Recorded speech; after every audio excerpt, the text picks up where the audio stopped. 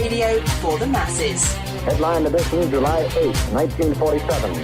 The Army Air Forces has announced that a flying disc has been found and is now in the possession of the Army. If the game is rigged, change the game. Game changer.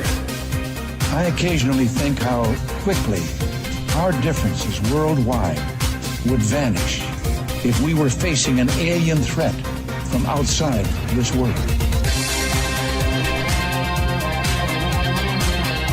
This is Fade to Black with your host, Jimmy Church, on the Game Changer Radio Network and KGRA, the Global Radio Alliance. I need your help to get to the year 1985. You're listening to Fade to Black with Jimmy Church on the Game Changer Network.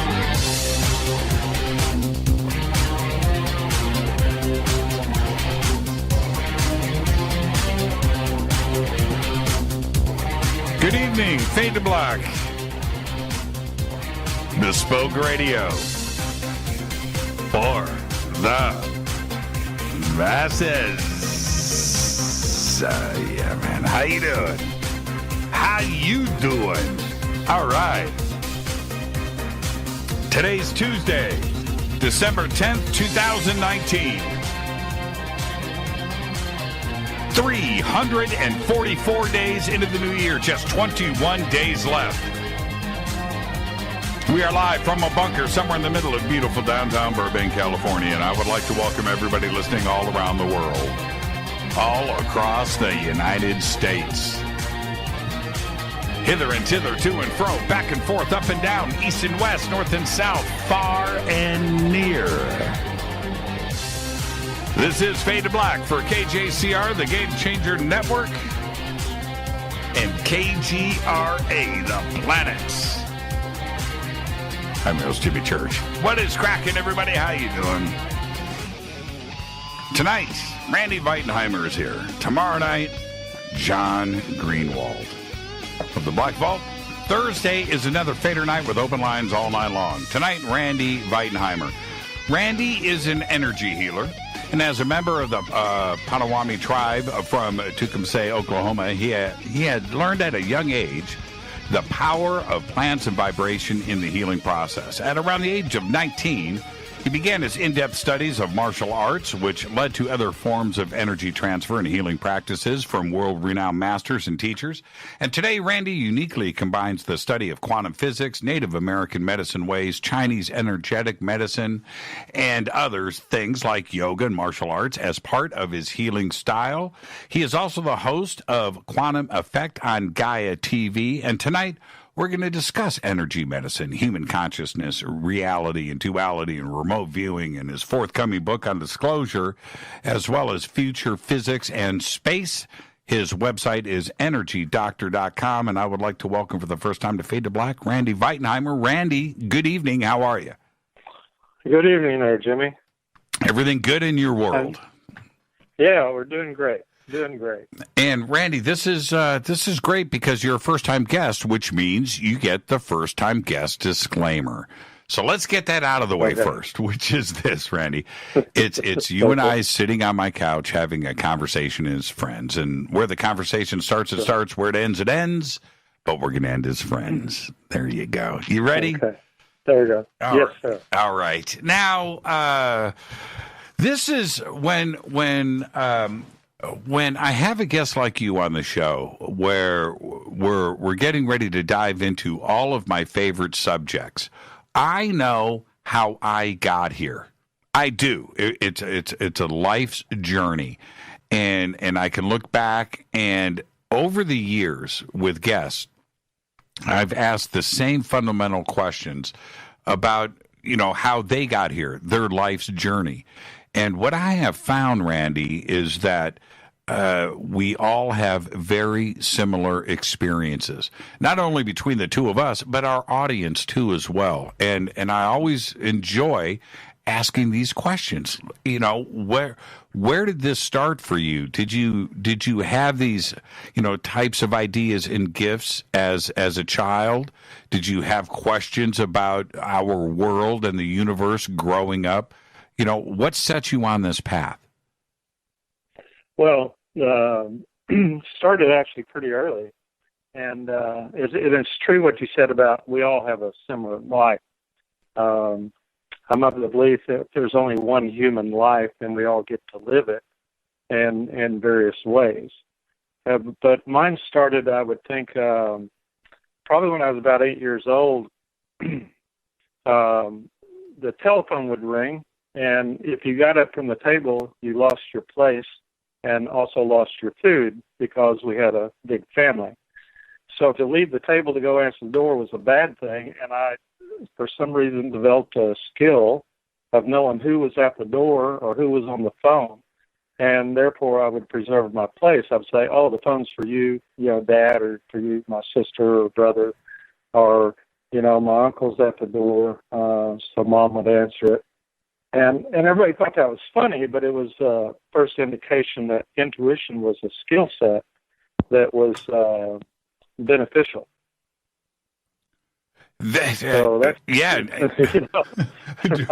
Driven. They didn't burn me at the stake for it. They actually thought it was pretty funny, so that encouraged me. It's so funny. Driven by food. Yes. Yeah. If you want to get good at something, just hang a pizza out in front of somebody, I guess. Yeah, absolutely. But that's kind of how it started. So then. Later, the language came, which is the concept of knowingness. And so I think we all have that to some degree. And in my case, it was something that, through very mundane practices, I was able to start developing it. And, like in school, I would know the answers to questions on the test. And that became valuable also.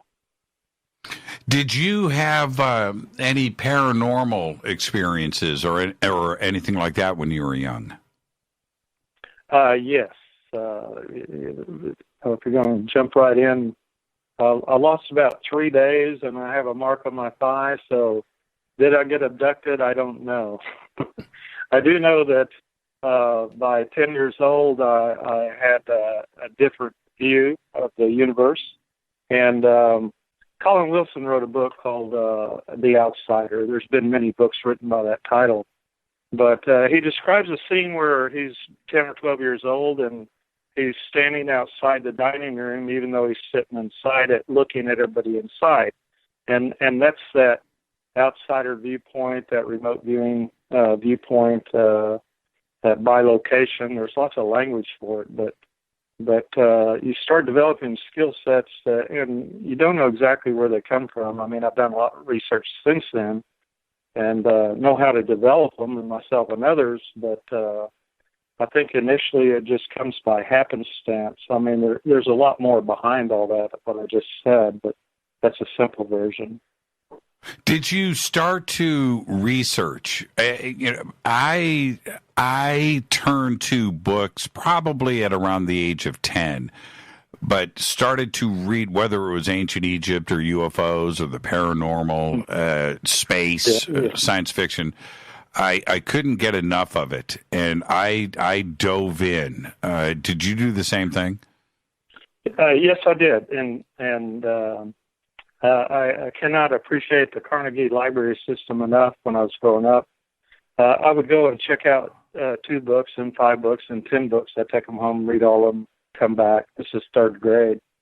And finally I go back, and the librarian said, you go through books too fast. Let me give you some more books. And so she gave me books on Russian history and Dostoevsky and, just all these Russian authors and very thick books. Well, it would take me longer to go through those. But another event that happened was around 13 in Tecumseh, Oklahoma. I came across a book called Chuang Tzu, Genius of the Absurd, and I'm sure I mispronounced the author.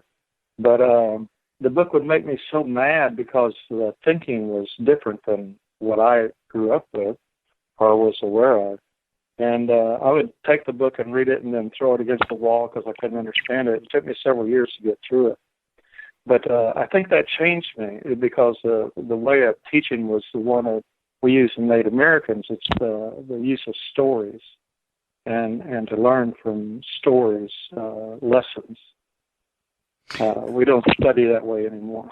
And with your culture, the indigenous Indian culture here in the United States, how much of that was part of your family and your upbringing and education? When you grow up in a culture, you don't realize you're being educated. So you learn a whole different set of skills. Somebody not raised in the Native American tradition of hunting and gathering and the extended families and relationships, it may be hard to understand, especially in this day and age where we have much smaller families. So the language, the pacing of the language, the lessons you learn are a lot different. I try to relate them to my daughter, and she just doesn't believe them, number one, that, there were such things as not having anything but well water till you're 12 or coal oil lamps till you're 12 or, wood for fires or for heating. I mean, those things are kind of gone in our past now. And but the elders of the tribes I was always fascinated with. They always had good stories and good lessons, and to this day, anytime I find a medicine man or a shaman of any of the Native American tribes, I try to find them and sit down with them because they have so much to teach us. Yeah, it's one of the more interesting aspects of not only ufology, but our history. And you can go and look at the symbology, and you can and listen to the folklore and understand that they had a firm grasp on another dimension, on learning from something else that is hidden. And it's something that we just, in modern culture, we just don't even appreciate. But this is part of life, isn't it? Yes, it's. I love the current topics. Say there were aliens and you wanted to communicate with them. There's plenty of alien species on this earth. Native American traditions. You learn to speak to animals. You learn to speak to plants. And the part they leave out when they're teaching it is it's not just speaking. You learn to listen. And it's pretty funny because that comes up in everything from special forces training to wilderness training to, of course, just being out and being alive in the woods or in the wilderness, that to be able to communicate with just the species that are here on Earth is a big deal. And, of course, nobody teaches them much, but they're very much inherent in Native American language and life. So, do you feel that communication was a real one?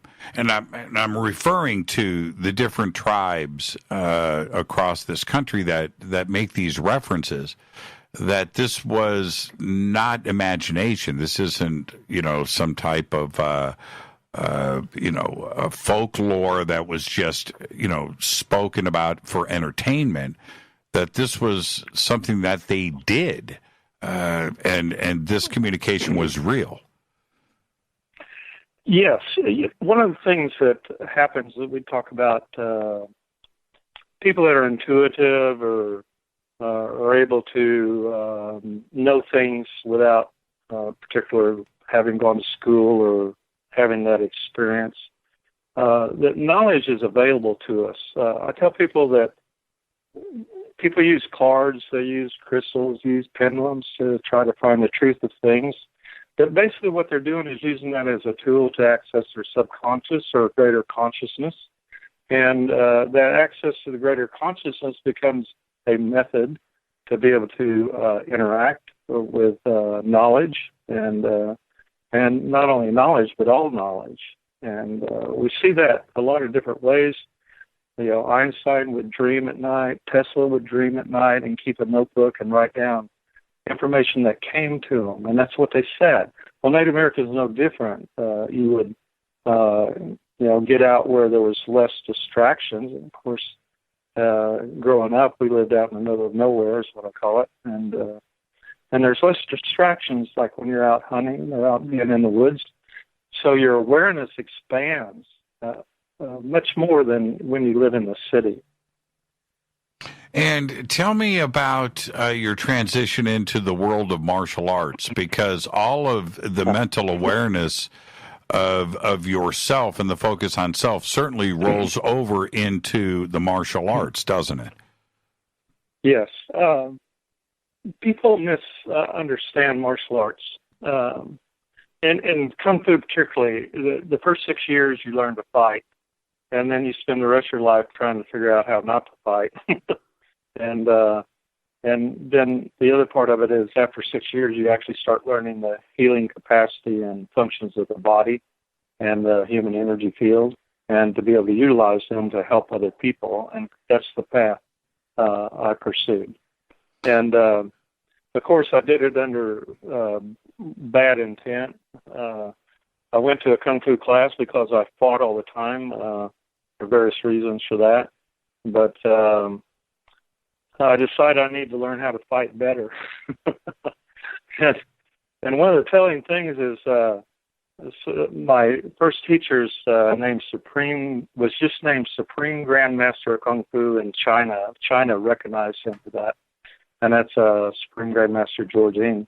And I went to him and he said, "Why do you want to study Kung Fu?" And I said, "I want to learn to fight better." And he said, "I'll teach you to fight if you learn how to heal." And I was like, okay, and not knowing that's basically a 40-year program in traditional Kung Fu.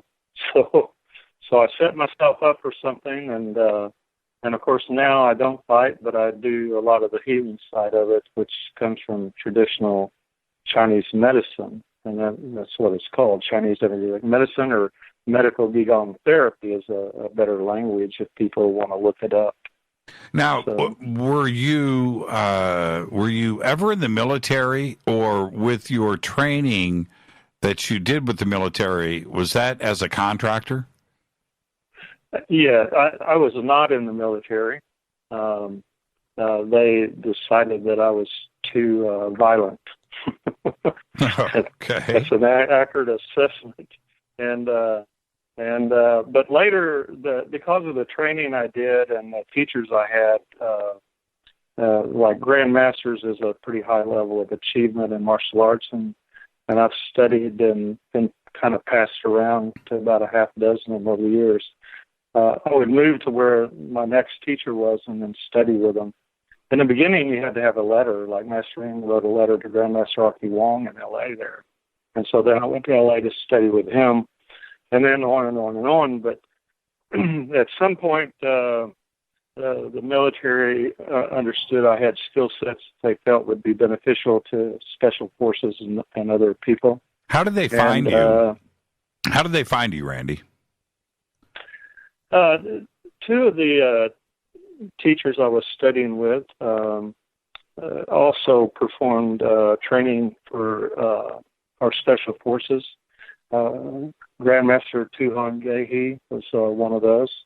And so I was studying pretty hard under him for several years, and they approached me to do some of the training for special forces.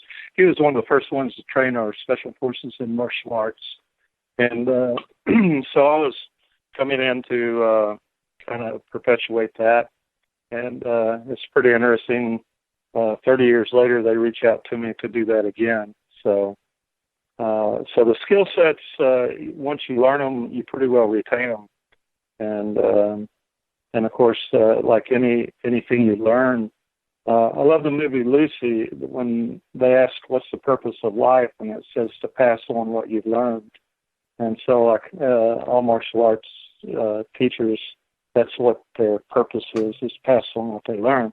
Well, that's the same purpose for medicine men and for shamans and stuff in our Native American tribes. Our elders is to pass on what they've learned. And what do you teach the special forces? Because Kung Fu or any of the martial arts is years and years of training.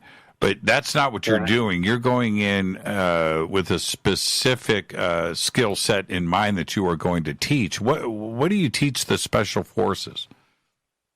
Well, most people think of martial arts as the external martial arts. And the thing about yoga and martial arts and a whole lot of other spiritual practices are called internal arts, meditation, contemplation. These are all internal arts.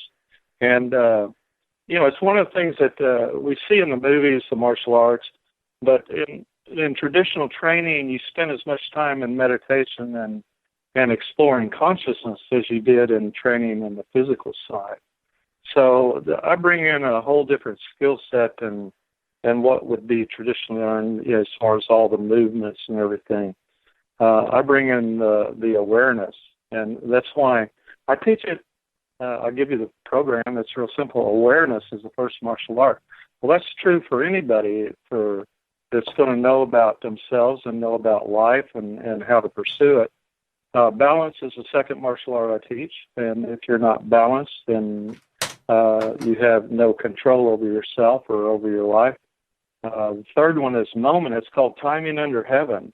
Like in mixed martial arts, they make me smile when I watch the things on TV because, they throw hundreds of punches that never land. And the idea is, first of all, they don't have a good proximity sense, which is also what I teach. And it's like, why would you throw a punch that doesn't land? And then we go from moment to movement and then movement to momentum. Those are the first 5 out of 10 martial arts I teach. And the end result is you become a heck of a lot better. I mean, way above everybody else. And I've demonstrated this with special forces people that I've taught in the past. And that's part of the reason they came to me is like, we know you've been training some of our people. So, and that's where that comes from. And how long, I'm very interested in this, how long of a course to teach these 5 or 6 disciplines, the first things that you do teach, how long of a course is this for the special forces? Well, it depends on, to answer your question, anywhere from, a month is too short a time. It's just an introduction would be a month of training. It takes about 6 months to a year. What I've done is develop exercise or meditation sets that give you the skill set way faster than traditional training.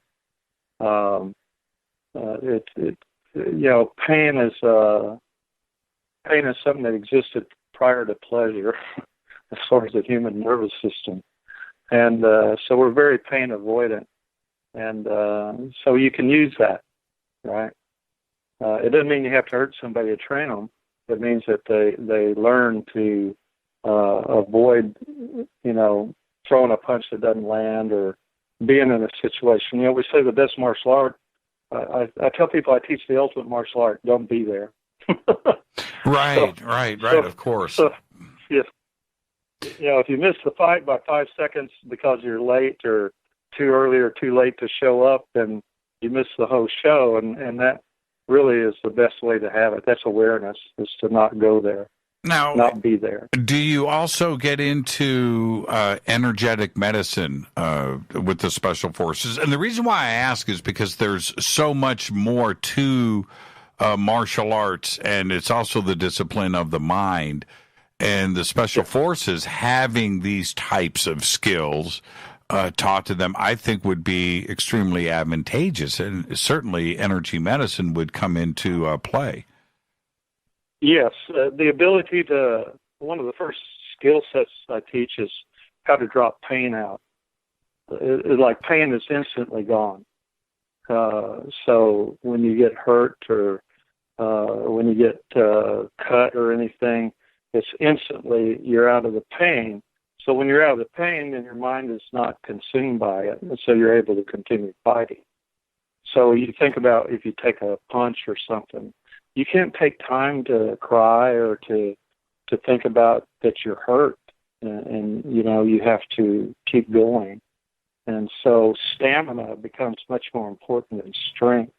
And these are opposite of the ideas of how we train our professional football teams. I mean, it's just shocking to drop out the pain somebody's have or even an injury. And that gets into some specific instances that, and I could relate some of this, that when you drop all that out, you're able to continue to function, and that's a very high skill set to have. So those are some of the things I teach. Now, and as far as healing, that is what happens after you learn to control your own energy system. You learn to control others. So that's a skill set also. Now, when we come back after the break, I want to talk about this pain, or being able to. How does that happen? I mean, if I've got a sciatic nerve that's pinching in my back or my hip, it's very painful. Are you saying that I can erase that pain? I don't have to worry about medication? Yes, absolutely. So, how does it? I'll give you a quick example. I had a college football player who went on to win a Heisman and stuff, and he had a high ankle injury, and for 3 weeks, and the trainers and the medical doctors, nobody had fixed it, and so finally the coach sent him over to me and said, "Don't talk to him, don't tell him nothing about what you do, just fix it." I thought that was pretty funny. So he came in with one of those boots on and stuff, high ankle injury that hadn't been able to find any kind of relief from. He was in pain. And about 15 minutes later, he's jumping up and down, and out the door he goes. He ran for 300 yards against Nebraska that year, became a Heisman Trophy winner, like I said, and became a very successful NFL star. I did not fix his ankle. I fixed the emotional content behind it. Nobody's ever asked me. So all pain and all injuries have an emotional component. All disease has an emotional component. And emotions are energetic, and we can override that energetic component of it. And oftentimes that eliminates the disease or the pain or the injury. Now, your body still has need to heal, but if it's strictly an energetic issue of memory, which is what all injuries are, then it can be overridden. And the technique is I use my energy field to override yours.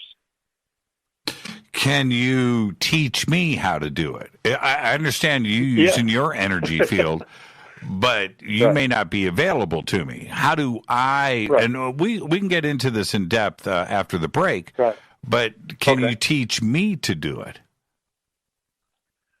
Well, remember the martial arts we're teaching. The first thing is awareness, so you become aware of yourself. You'll be centered. That's the other language we use. It's also how you get to be in balance. And the balance point is called neutral. Think about if you had a water bottle sitting there. You want the water bottle to be completely full, that's you. And then you want it to be stable. You don't want it to be leaning or anything, right? And because if it was leaning forward, backward, right, or left, it would be unbalanced. Now, think about that as applies to your emotion or mental state, right? So if you're in balance, you're burning off energy that otherwise would be available to you. But the key component is to have a bigger energy field. And I can give you exercises, and you will have a much larger energy field. And, like right now, you have about 21 volts along your spine. I mean, I can read that on anybody because that information is available out there. And, the water bottle, we want to be 100% full. You need to be 100% yourself. You run about 48%, which is high. Most people run very low, 2 or 3%. You're supposed to have energetic inputs. These are in Chinese medicine as acupuncture points. And all these can be worked with. All of them can be developed, and you can have a big energy field. And obviously, if you have a big energy field, now you can influence another person's energy field. And so we know that. And we can talk about that maybe after the break more. Yeah, let's give you examples of it. Yeah, absolutely. Let's take our break right here. Our guest tonight, Randy Veitenheimer. He is an energy healer, and tonight we're going to continue our discussion of energetic medicine. We're going to talk about human consciousness. We're going to get into some remote viewing, and we're going to talk disclosure, too, as well, and physics and science, all of the good stuff. I'm your host, Jimmy Church. This is Fade to Black on the Game Changer Network and KGRA, The Planet. Stay with us. We'll be right back. Welcome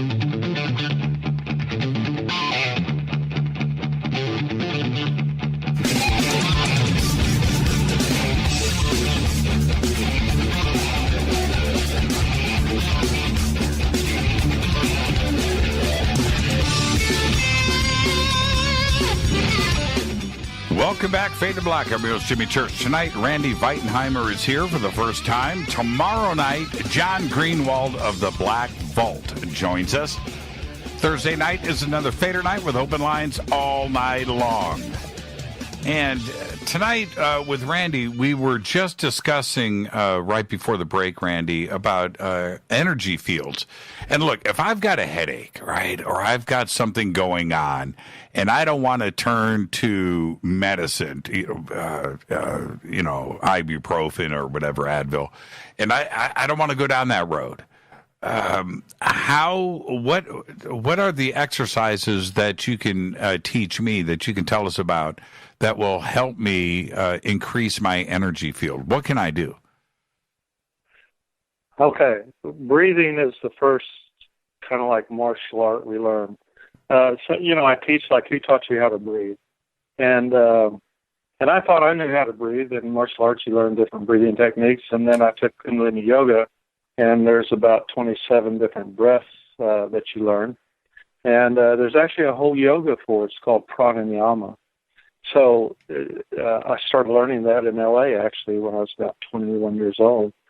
So breathing becomes the easiest way to get rid of pain and to also get rid of headaches. And what it's going to do is not only give you oxygen in the body, but it's also do that centering and balancing thing. From a centered, balanced, neutral standpoint, you can kind of explore and see what the source of it is. So a stress headache, for instance, you can get rid of. A water headache, meaning kind of like people have a hangover, is because they dehydrated the brain. But the brain operates off of glucose. You can eat a piece of sugar or a piece of candy or a piece of fruit, and that'll take care of the glucose balance. And then carbon. So the brain, I tell people, burns water. It burns oxygen, it burns carbon, it burns glucose, and it burns off a heck of a lot more energy than the physical actions. So you can be a lot more tired from mental exercise than you can from physical exercise. I think everybody knows that. And when you say breathing, specifically, what would be a simple breathing technique for somebody like me? Okay. Well, the first one would be to it's called circular breathing. To inhale and feel the air or the energy, whichever way you want to call it, moving down the front of the body, and as it circles under the body, you exhale and it comes up the back of the spine and over the top of the head and out through your nostrils. So this is a visualization technique when you breathe. It's called circular breathing, and it's one of the first things we teach in martial arts. That is the water course I just described, which is to breathe and let the water flow down. The second way is to inhale and have the energy flow up over the forehead and top of the head, down the back, and when it reaches the perineum point, you would switch to an exhale and bring the energy up and out through the front of the body, and that's called the fire course. So circular breathing, to imagine that, and people can find that on the internet if you go looking. The second way is called counted breathing, inhaling for 4 counts, holding for 4 counts, exhaling for 4 counts, and then holding for 4 counts. All these are progressive exercises. Like that one, you can go to an 8-count breath, a 16-count breath, a 32-count breath, and I'm proud to say I did a 32-count breath once. I was just going to say. It takes a few years to get there. But these are simple things, and what you're doing is you're increasing the size of your energy field. And like we were talking earlier about what percentage self you are and everything, all that translates out to how big of an energy field. And I teach you should have minimum of 9 feet. And so that's your electromagnetic field. But a baby has about a 50-foot field. And charismatics or movie stars or people, they have a big energy field, and people want to be around them because they have so much radiance, so much energy in their field. When you're sick, you have none or zero or an inverted electromagnetic field, and of course that's a disease state, and that's what we want to change. And there's exercises, breathing being the first one, but there's other exercises to increase your energy field. Very interesting. Very, very interesting. And everything is connected. So if you go through these breathing exercises, are you also, because of that, becoming aware of the self and your own consciousness? Are you opening up those doors too? Yes. This gets into how I divide reality up. It's called a duality of reality. I talk about it on the Gaia programs. Number one reality is all your physical reality. It's your body, your brain, all physicality that you touch and interact with. And zero reality is your imagination, your thinking, all the information in the universe, and that's part of your mind. So imagination, creativity, all that stuff is out there. And all knowledge in the universe is out there too, and you can tap into it. And there's ways to do that also. And of course, that's what we call becoming more intuitive, but it's much broader. It's a much bigger thing to do. So, people, the easiest thing for somebody to do at night is to sit down for 5 minutes and close your eyes. Because as soon as you close your eyes, you're in zero reality. You're not in number one anymore, right? We are very much a photonic reality we live in. Light. Take that further. Well, our perception is largely through our eyes, and then secondary through sound, and then through touch and taste and smell. And each of those is received and filtered. And, one of the things about the first martial art awareness, the same thing in Native American teachings, you go out in the woods and your hearing becomes immensely better. Your proximity sense goes way up because you're looking for threats. So there's all kinds of benefits that come from closing your eyes and just sitting for 5 minutes. People don't have to go to meditation training necessarily to be able to calm themselves down or to become more centered, to become themselves. And when you start this process, do you also incorporate the breathing? Yes. The easiest way is to close your eyes and do either the circular breathing or to do a counted breath. And what's going to happen is you're going to come back to yourself, and you're going to come back to your immediate proximate reality, which is exactly where you are. If you think about, say you fly on a plane, your energy field stretched out way behind you, or riding a motorcycle. When you come home, you're still stretched out behind you to work, and you want to complain or talk about work or anything you've been doing, because you're still carrying that. And so when you come home, you really want to disconnect from all that and literally just be yourself. Well, how do you get rid of the noise? And this is because I do this all the time. And when I close my eyes and I try to concentrate on breathing, I can't get rid of the brain activity. I can't get rid of the noise. My brain is still going, and I can't slow it down. The only way, because I'm thinking about so many different things, and I'm saying this for the audience too, because they have the same issues, is that the only way I can get rid of the noise is to add more noise. I have to listen to something. I have to watch the TV, or I've got to turn on. I've got to have some audio stimulation coming in to get rid of the brain clutter. Otherwise, I can't center myself. So how do I get rid of the noise? Well, what we're describing is the ability, excuse me there, is the ability to be with oneself. And if you are not comfortable with yourself, then you kind of like have to have the noise. Now, the other thing is like all meditation, I teach, I've taught meditation. Oh, that's really noisy. Whatever you're doing there, you can't do that. Okay, sorry. Wow. Okay.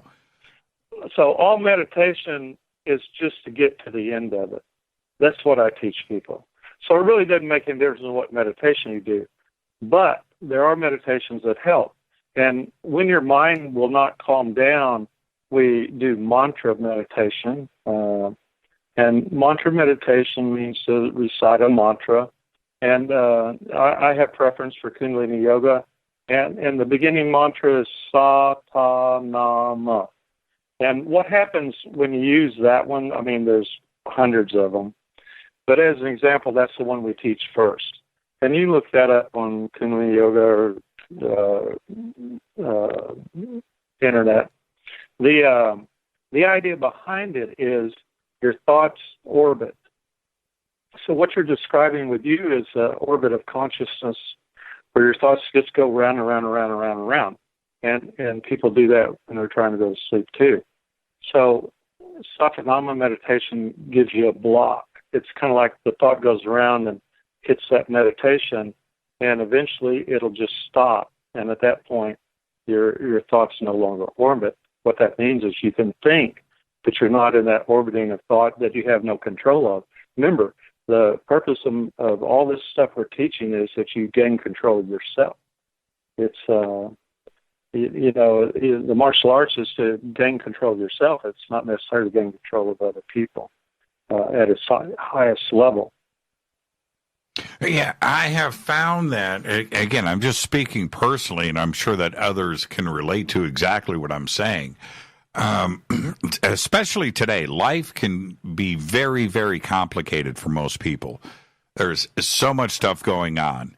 And because your life is so complicated that you are always thinking about the day, or you're thinking about tomorrow, and you're and trying to even get to sleep at night is difficult because of the things that are swimming around in your head caused by the complicated lifestyles that we have.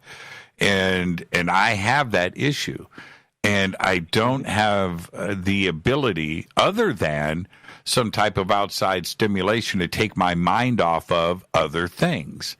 And there must be a simple way for all of us to start to unclutter our heads, so we can, not only fall asleep, but not have the constant noise going on. A mantra is good, but you can't do that in the dark with somebody's with somebody laying next to you. So the rest of the exercise, the mantra meditation, Satanama, is there's a finger exercise with it, and you don't even have to do the mantra if you do the finger exercise, because if you touch your thumb and forefinger for Sa, thumb and middle finger for Ta, thumb and ring finger for Na, and thumb and little finger for Ma. Sa, Ta, Na, Ma. If you do that finger movement where you press your thumb and finger together and the thumb is constant through all of them, what you're doing is you're bringing balance and energy to circuits in the brain. And what's going to happen after a certain amount of time, like if you start doing it, you'll slow down and eventually you'll stop. And what that means is that you've brought the conscious, subconscious, and unconscious into balance. And when those are in balance, thoughts don't really come up.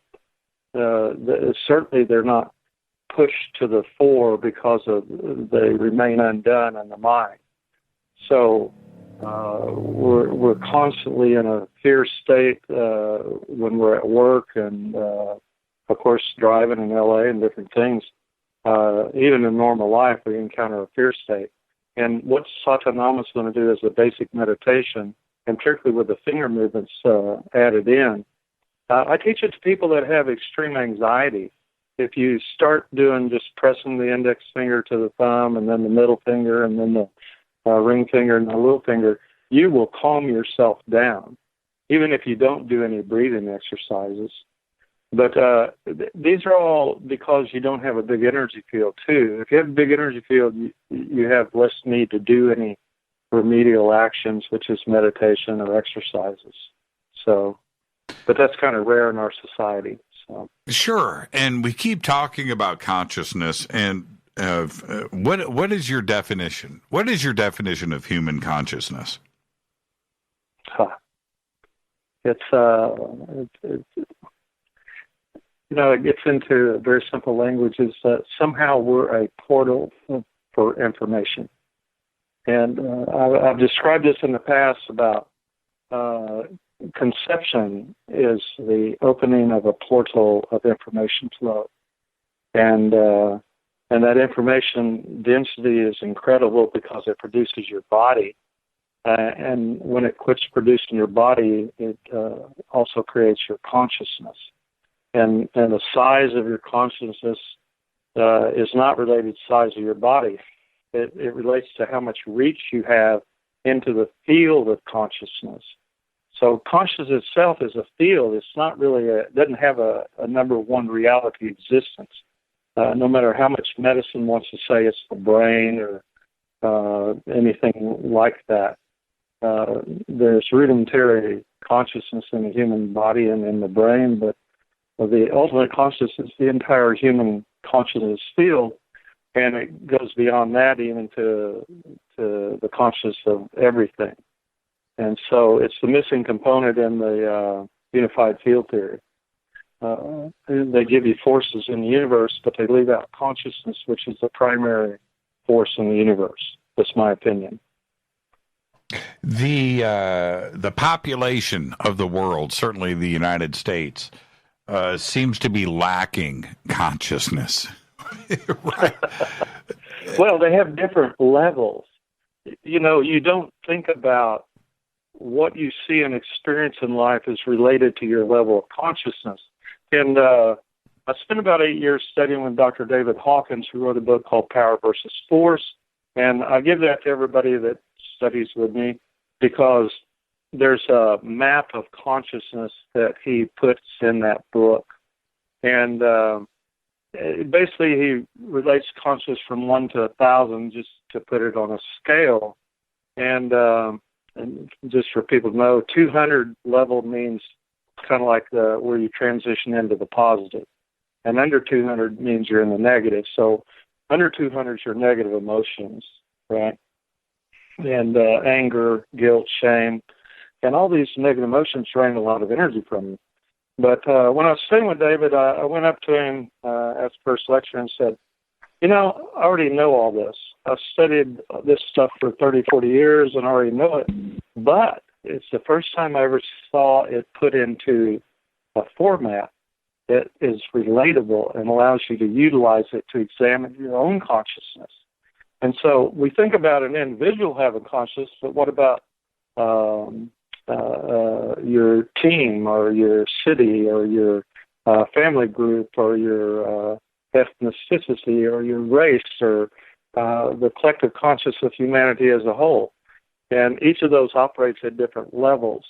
And so you find entire countries operating at different levels of consciousness. Certainly we are. Yes. Certainly we are here in the United States. Yeah. But we could say maybe we're, if not as bad, certainly we're different in some other areas of the world. I mean, you don't have to go to South America or Africa or wherever to find low consciousness. You can find it in the United States also. So yeah, and I feel that we all need to be able to control not only our emotional side of things, but the way that others try to affect our consciousness, right, and change our very being. And I think that there are some some powers out there, whether it's corporate, whether it's advertising, marketing, news, media, certainly religions and politics, have figured out a way to affect our consciousness. And we've got to find a way to fight that back, don't we? Yes, and that is one of the aspects. When I teach people, I teach you to be yourself. If you are 100% yourself, remember the water bottle? Yes. If it's completely full, brand new bottle, it doesn't have room for anything that's negative or detrimental to your health and well-being. Okay? And if you have a 9-foot or 12-foot or bigger energy field, you're not bothered by the negativity of other consciousnesses. And this is where Dr. Rupert Sheldrake's work comes in. And the concept of morphic fields. You know, every religion is a body of knowledge that you immerse yourself in or get programmed. That's a better language. And your base level programming is something that has a lot of influence over your old life about how you experience illness and disease and relationships, and that gets into a whole lecture or talk about. But so the answer is, if you have a big energy field, and if you're 100% yourself, these are things I reset people when I work on them, then you're going to be less affected by the collective conscious or morphic field of any particular body of knowledge or any religion or political influence or corporate influence or anything coming over the internet or the TV. You retain your own consciousness. You're stable in it. That's the idea. Well, I'm more stable now than I ever have been, because I recognize the negative forces out there that have been playing with me.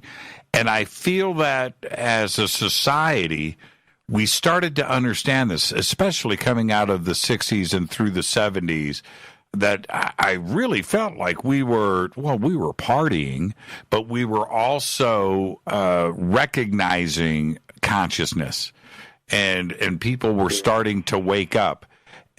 But those that understand it are fine today. But we have the rest of us out there that have some real problems right now, right? Where these negative energies are replicating, right? It's everywhere today. It's true. It's true. You think about the strength. The language is the strength of yourself. How strong are you, Jimmy, at being Jimmy? Do you see what I mean? And that's why the second martial art balance, because I'm going to walk up and go, if I want to be negative, I'm going to go, well, you're too tall, or you're too short, or too wide, or too old. And that negativity is how you make an opening into a person.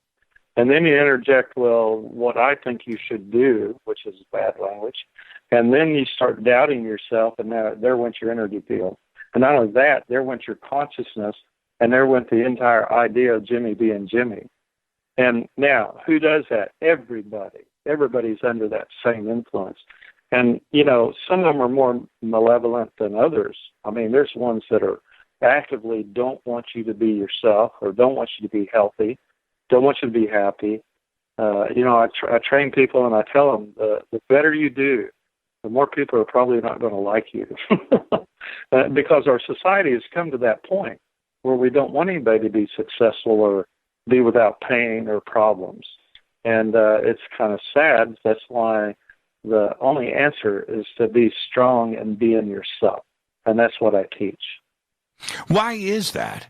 Why is it when we see somebody that, and I'm a victim of this, you see somebody that's really happy and you just get, Well, I would say you're normal, okay? But I wouldn't say you're healthy. You see what I mean? There's a big difference. You're normal I tell people it's normal to have emotions, but it's not healthy to have emotions, no matter what they are. And so some degree of awareness of look at me being angry or being happy is required. And the jealousy and the trying to bring somebody down that's doing really well is part of our culture. In Japan, they celebrate anybody that even tries to do well. Like the number 2 person in a martial arts fight is celebrated for having tried, for having spent the time to actually get themselves to the position of being in that arena. And this is true whether it's business or martial arts or a relationship or anything that's going on in life. Let's take we got to take a break right here. So let's get this out of the way. This is Fade to Black. I am your host, Jimmy Church. Our guest tonight, Randy Veitenheimer.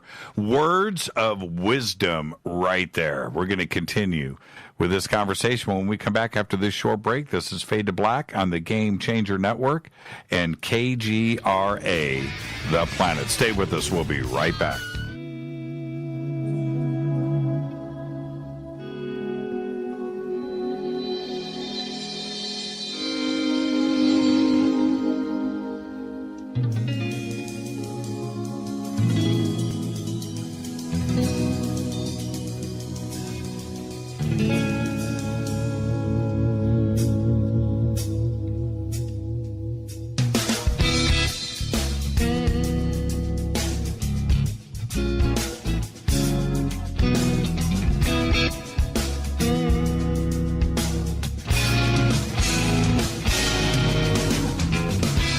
Welcome back. Fade to Black. I'm your host, Jimmy Church. Our guest tonight, Randy Veitenheimer.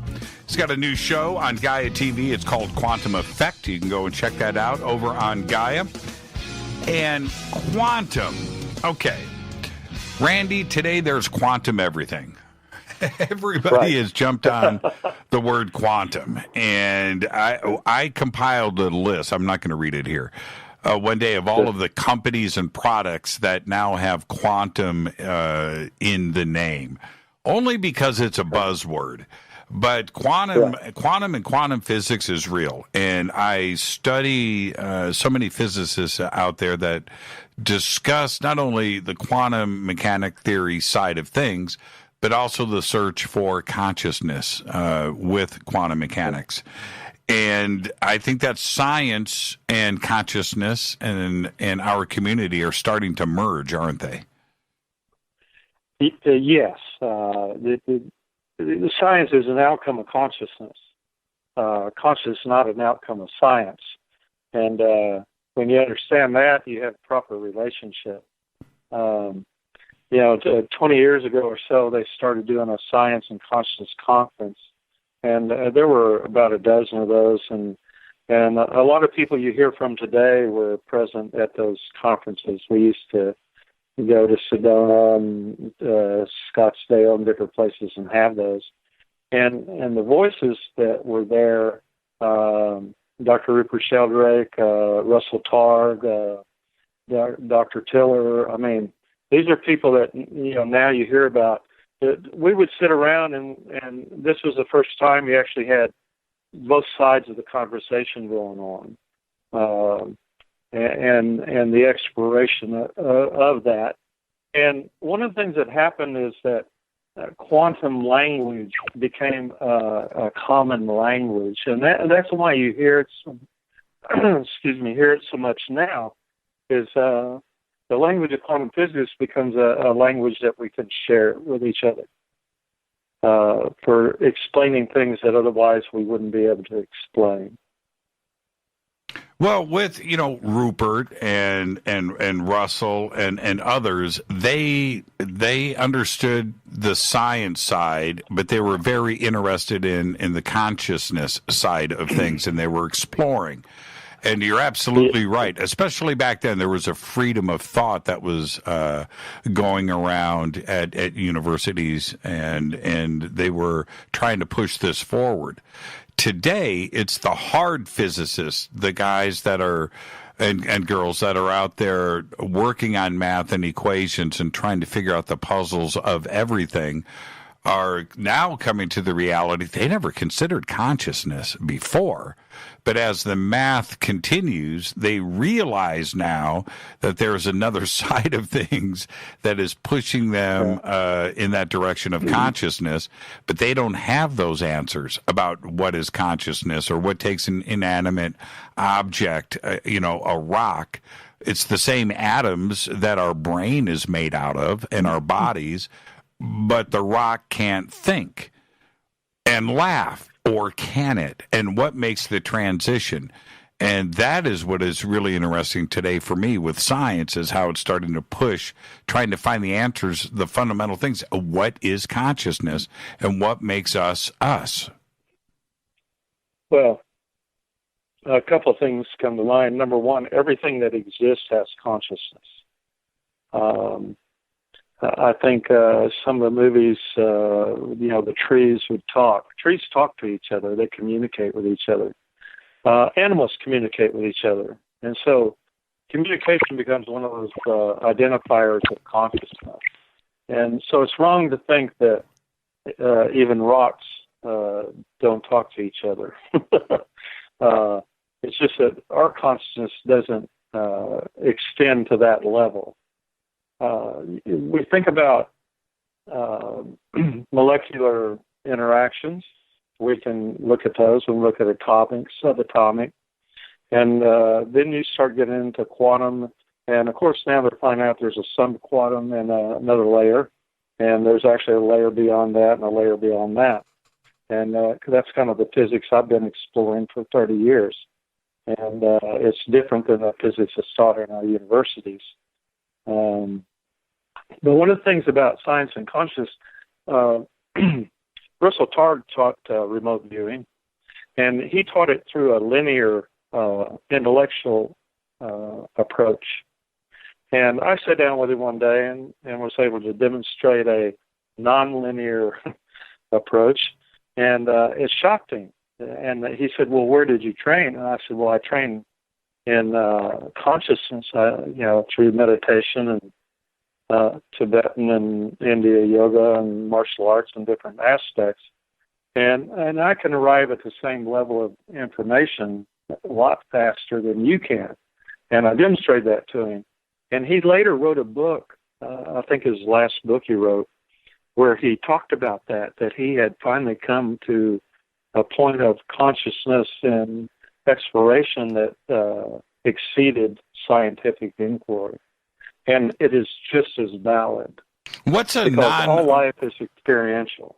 What's a non-linear approach to remote viewing? Okay, this gets into some of this physics stuff of translation physics.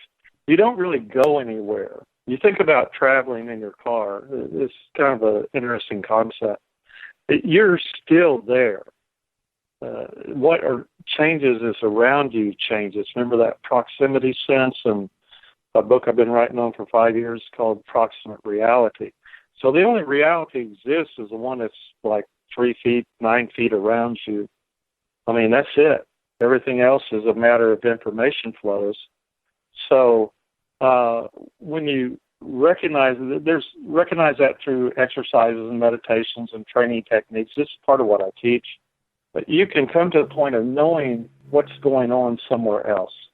You can know what's going on with somebody else, and without talking to them. And so that extension of your awareness is an extension of your consciousness, and vice versa. So there's the answer, but it would require an hour of explanation, maybe.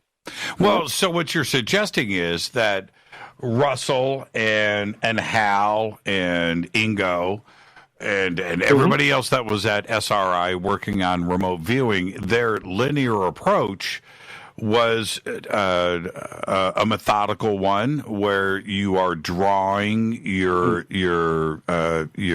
illustrating, you're going through the logistics of what you are seeing to assemble what may be another location in front of you, but you need to go through the steps. You're saying that you bypassed all of that and just went to the end result. All of it. Right. All right. Number one, we don't process things. It's a fallacy. So there went a lot of psychotherapy and a whole lot of other things. And so when you factor in interpretation to understand what you're looking at, you're using the intellect. And we don't use the intellect in the techniques I teach in remote viewing. The technique is to be there. It's kind of like if you place your consciousness on Mars, you're to some degrees on Mars. To some degree, your consciousness exists there. And then if your awareness, remember that first martial art, is sufficient, you can pull information. I do it all the time when I work on people all over the world. I'm not there physically, but I'm there with my consciousness. And I can describe them. I can describe what's going on around them, the whole thing, because you take your senses with you. This was a study Harvard did, excuse me, a few years ago, where when you go to sleep at night or when you're in a meditative state, you take your senses and you go places with them. Everybody knows that. We call them dream states. But when you're not dreaming, when your awareness, conscious awareness, is present, you can take it and place it on somebody or someplace else. And it's something that freaks people out when we do it in class. Like I can place my conscious on you at a certain point, and you would think I was touching your shoulder or something. So that's part of how it works. So you don't. The easy language is there's no there, and there's no here. I know it sounds weird, but if you close your eyes and put your consciousness on something, you are there, and you can develop that skill set to the point that you have live stream video. There's no difference than with your eyes are open, your eyes are closed. Can you do it right now? I mean, right now, as you and I are speaking. Can you place yourself? Okay, I can include you. Like I'm used to doing it, working on people, right? And I can describe energy flows in the body. This is kind of one of the skill sets I have. And so, for instance, like, are you in any pain right now? Anything hurting on you? No, I'm actually pretty cool. Right now, I'm in the good place. But what I was thinking is in a remote viewing bilocation sense, a duality type of entanglement situation. Can you place yourself into? Can you see me in my studio, in my bunker? And if you can't, you don't have. What I'm saying is, if you can say yes, then maybe I could. If you can place yourself there, this could be a lot of fun. I have a blank piece of paper in front of me. I have a notepad, right? And I could draw something on it. If you can place yourself in the studio, maybe you can see what I'm drawing. I'm holding up to the cameras right now a blank piece of paper. I'm going to draw something on it. I mean, is this something that you think? No. It's what I call value. I mean, I can tell you all kinds of things about yourself and this, that, and the other, and the value of describing a piece of paper doesn't interest me. Does that make sense? Well, yeah, sure. I mean, here's the way it works, though. Let me tell you how it works. When you're talking or like if you have a wife or husband and you're talking to them, and you're sitting in front of them and talking to them, and then you call them on the phone. When you talk to them on the phone, you're talking to them in front of you. It's like their presence is proximate to you. It's within a couple of feet. And people do that. You see them talking on their cell phones, and they're waving their hands and doing things that would normally be associated with somebody directly in front of them. Mm-hmm. Right? So that is bilocation. That is having your presence or having the presence of somebody else within your information field, right? Now, sometimes it comes about when you're really relaxed. Sometimes when I'm really relaxed and around somebody I know, I can say, wow, that's a pretty blue shirt you're wearing or something. and it's just instantaneous because you're there with them, and it works, of course, better with somebody you're very familiar with. But to do remote viewing like you're describing becomes something that you would be invested in. It's like, why would I remote view a piece of paper when somebody hires me to go remote view a gold mining operation in Alaska? And they paid me a whole lot of money for it, and we were able to locate a lot of gold. Well, what I'm suggesting here, this is what I'm suggesting. I have drawn this object. In fact, my hand is over it. I'm sending the energy of this through this microphone, through our connection, through this phone connection, back to you. And I think something has popped into your head right now. And it's the craziest thing ever, but it's there. And I think I've sent it to you. You just need to say what it is, because I'm telling you, I'm holding it up to the camera. My hand is on it, Randy.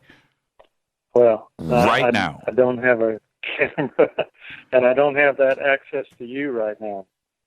Like I said, the main thing I do, like say, I work on people that have health issues and stuff. So, trying to read a piece of paper and this stuff, like I said, just doesn't interest me. And, you can say, well, I can't do it or I won't do it or whatever, but... No, I'm not suggesting that at all. I'm not interested. No, yeah, I'm just not interested. But I know that it went to you. And so it flashed in your head. I guarantee it did, and you just don't want to say it, and because it's too weird. But so I'm going to. This is what I drew, and I'm going to show it to the camera. And I just want you to think about what I'm about to say. I drew a skull.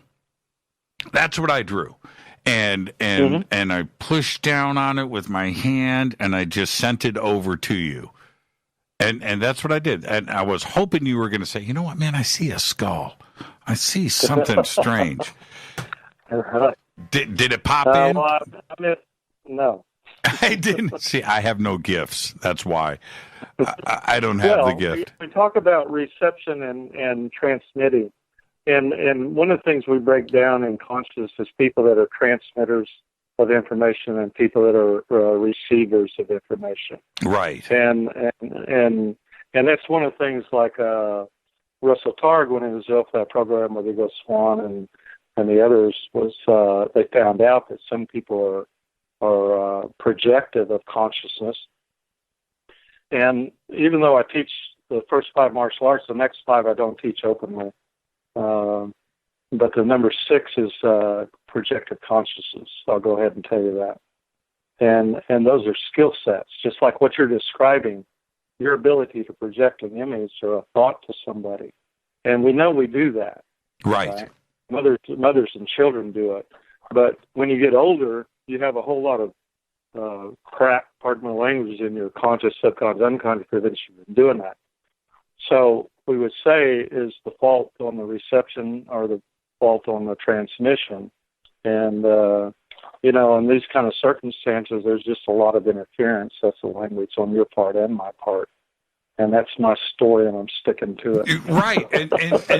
And this is what I find interesting with that. The fact that I drew this or asking if it's the technique and it's how you get there and what works for you. And when you speak about, look, I've had many I think remote viewing is one of the most fascinating aspects of not only consciousness, but pure science and entanglement and the ability to see things at another location, whether it's on this planet or it's across town to the next room or Mars, right? And you brought up Mars. And I've had remote viewers on this show that have specifically remote viewed Mars, and I've seen videotapes of their sessions doing this, and it's very fascinating. Have you remote viewed Mars? I've placed my consciousness on it, Like I said, it's a different thing. Let me explain it this way. When let's say you're in LA and going to San Francisco. When you start out, you're 1% or 99% in LA and 1% in San Francisco. But it doesn't change like 1%, 1% all the way up there. What happens is your consciousness is more in San Francisco at some point than it is in LA. And once you make the connection, like I'm going to LA today, I used to make that drive all the time. It's like once I'm going to San Francisco, I'm already there. And that's an example of where your consciousness has preceded you. And so that's part of the technique about placing your consciousness on different things. I don't use Mars. I use Phobos and some of the other moons around Saturn and different planets. And on those places, I've actually been able to be there, is what I call it. And what that means is I'm there with my conscious, and I can tell you basically the temperature and what's going on around me, and it's like a full video. And so some people have that ability, and some people can develop that ability. But I developed them through the meditative techniques that come through Kundalini Yoga and other yogas, and also through the martial arts, particularly Bon Po and some other martial arts that basically aren't taught anymore. But, it's a skill set that'll serve you to keep you out of trouble. That's why we teach it, is that if you can know the future just a little bit, you can avoid a lot of pain in this lifetime. You mentioned Phobos, and when you say it's like a video,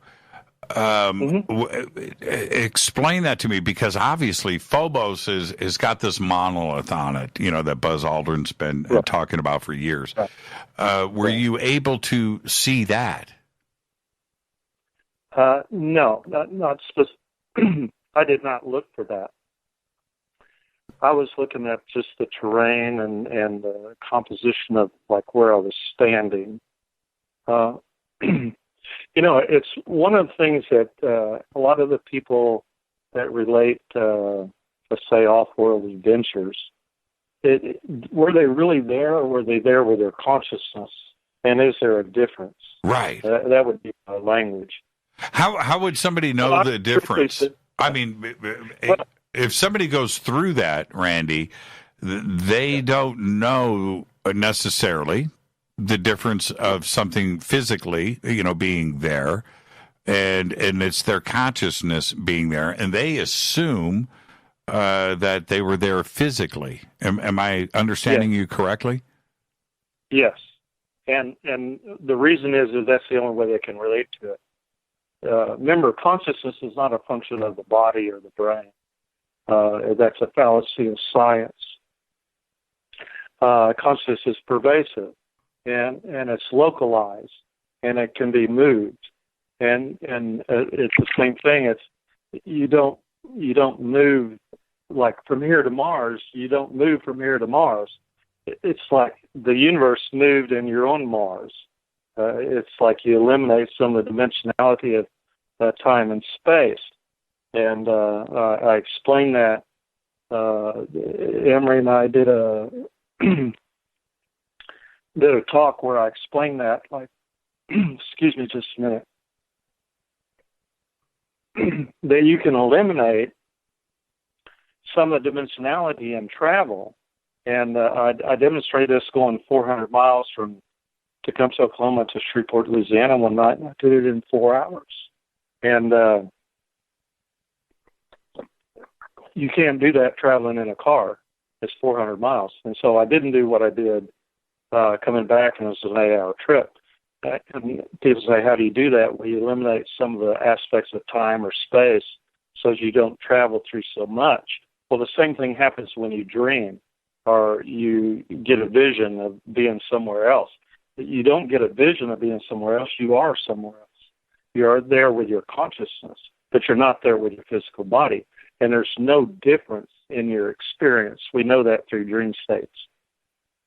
Fascinating. Let's take, there are so many aspects of this that answer questions. And when we hear people talk about their experience, and my own experiences as well, that are real, right? Nobody's going to convince me otherwise. And this explains an awful lot. Randy, stay right there. Let's take a break. This is Fade to Black. I'm your host, Jimmy Church, on the Game Changer Network.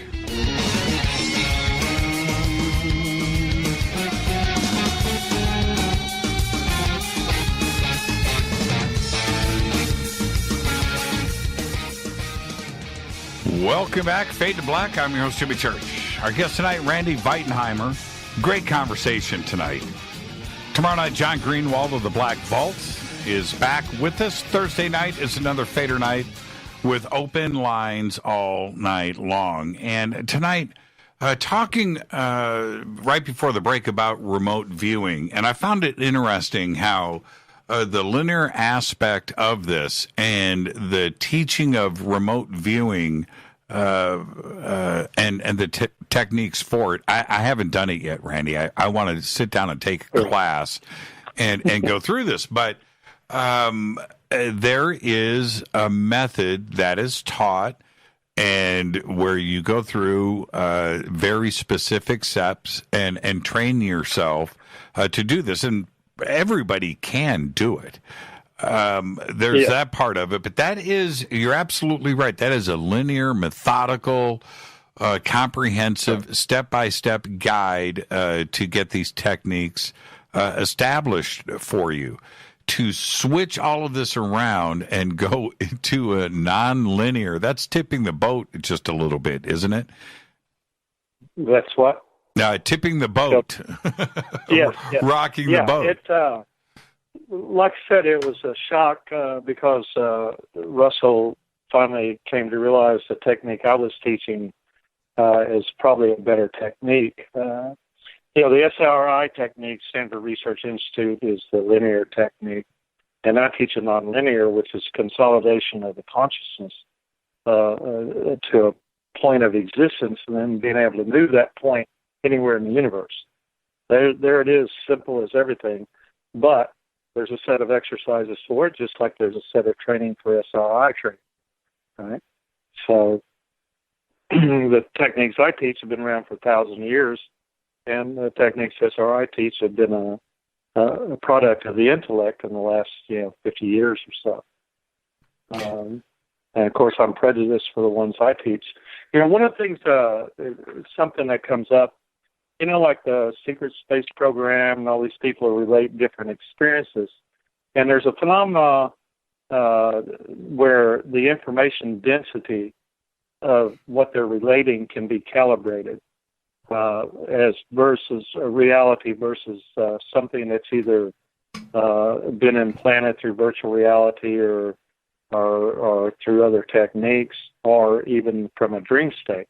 Because I can relate a dream state to you with all the validity of something that actually happened in number one reality. But if you look at the information density, it's different. So something you experience in life that you experience and you're present while you experience, the information density of that experience is much greater than one that you've been programmed to or you're relating from a dream or a fantasy or something else. And so that's another technique that actually comes as part of the remote viewing and consciousness evolution. How do we, if you are, and we're getting into a zone that is pretty sensitive for a lot of people, but if we, I'm saying we in a general sense, if we have an experience that we are relating to other people, and telling the story of us being on another planet or fighting extraterrestrials or speaking with extraterrestrials, and we are telling these stories and these experiences, are you suggesting that not only they are probably not part of reality and reality number one, but they may just be fantasy?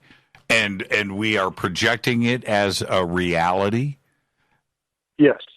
Remember, projective consciousness. Right. So, and Now, not just projective, but participatory consciousness. And so for those that would be sharing these experiences, to them it may be a reality. Yes, absolutely. Because they have no ability to self-discern right the truth of it. Okay. Right. Sometimes you find it in accident victims. They'll come back and relate a reality to you that of an experience they had, and it's absolutely false. But they either are pulling information from the collective consciousness or the field of consciousness itself. They're pulling it from somebody else, or they're being communicated with by entities, spirit attachments, non-conscious entities, consciousnesses that exist without physical form. I mean, this gets into a whole big deal about where all information comes to us and how we then turn around and relate it to our existence. Would modern medicine call that psychosis or schizophrenia? Well, they might, but to me, it's what's the source of your information? In other words, like if I tell you I went to a movie the other night, did I go to a movie? You should be able to discern the truth of that. And then if I say I went to the movie, it's like I ordered popcorn, I ordered a Coke, and I went in. I was 5 minutes early, and the movie was about this, and it was an hour and a half long, and there weren't very many people. You see how much information density I can supply with that, right? Right. But and I mean I can go into detail, ever how much you want to, but when you relate an experience that comes out of fantasy or out of programming, and particularly with the programming techniques we have now, you can only relate a certain depth of information. And so that depth can be calibrated. That's what I call information density of an experience. And if you apply that to when somebody's talking to you, you can tell whether or not they've actually done that. Now, to them, they've done it. But to us, we're trying to figure out if they've done it. You see what I mean? That's right. If they're right. And that's a big difference, because I can listen to somebody talk about being on Mars or somewhere, but the information density falls apart. It's not deep enough to equate to a real experience of number one reality. Number one reality meaning boots on the ground and you are reaching out and touching things. Right. Okay. Right. So there becomes the problem. Okay. And without that ability to discern that, you have a choice of either to believe it or not. And you can believe anything, but the truth doesn't require you to believe it. So, well, we've all had the crazy uncle that would sit there and give you the tall tale, and everybody knew, right, that this was not, but you let him spin the yarn to see how far he can take it. Right? Yes. Until he bails out or you bail out at one point. But the one thing that is lacking in any of the tall tales is the detail, is the information density. Well, and that's what I call information density. And we could just throw a scale on it of 1 to 10 or 1 to 100. And like me going to the movie the other night, I can sit there and tell you all about the movie, and I can provide enough information to get 100% that I did that.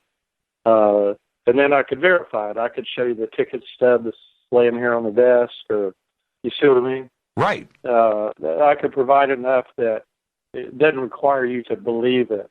That's the critical part of it.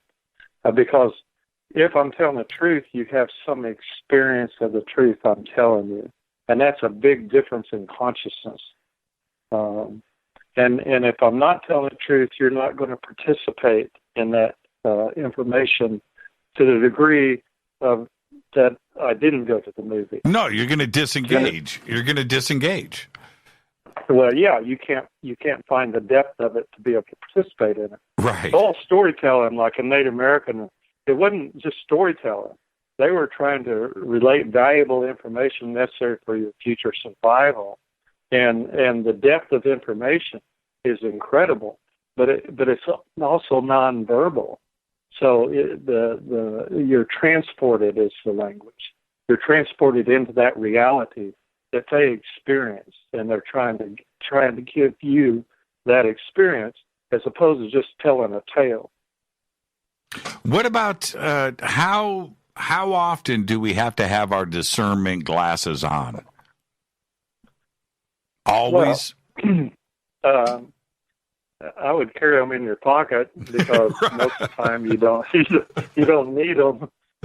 You just kind of go with it. Oh, no, you need them. Yeah, well, there's two ways to go. One of them is to believe everything, and I get accused of that, and I do that because I find it entertaining.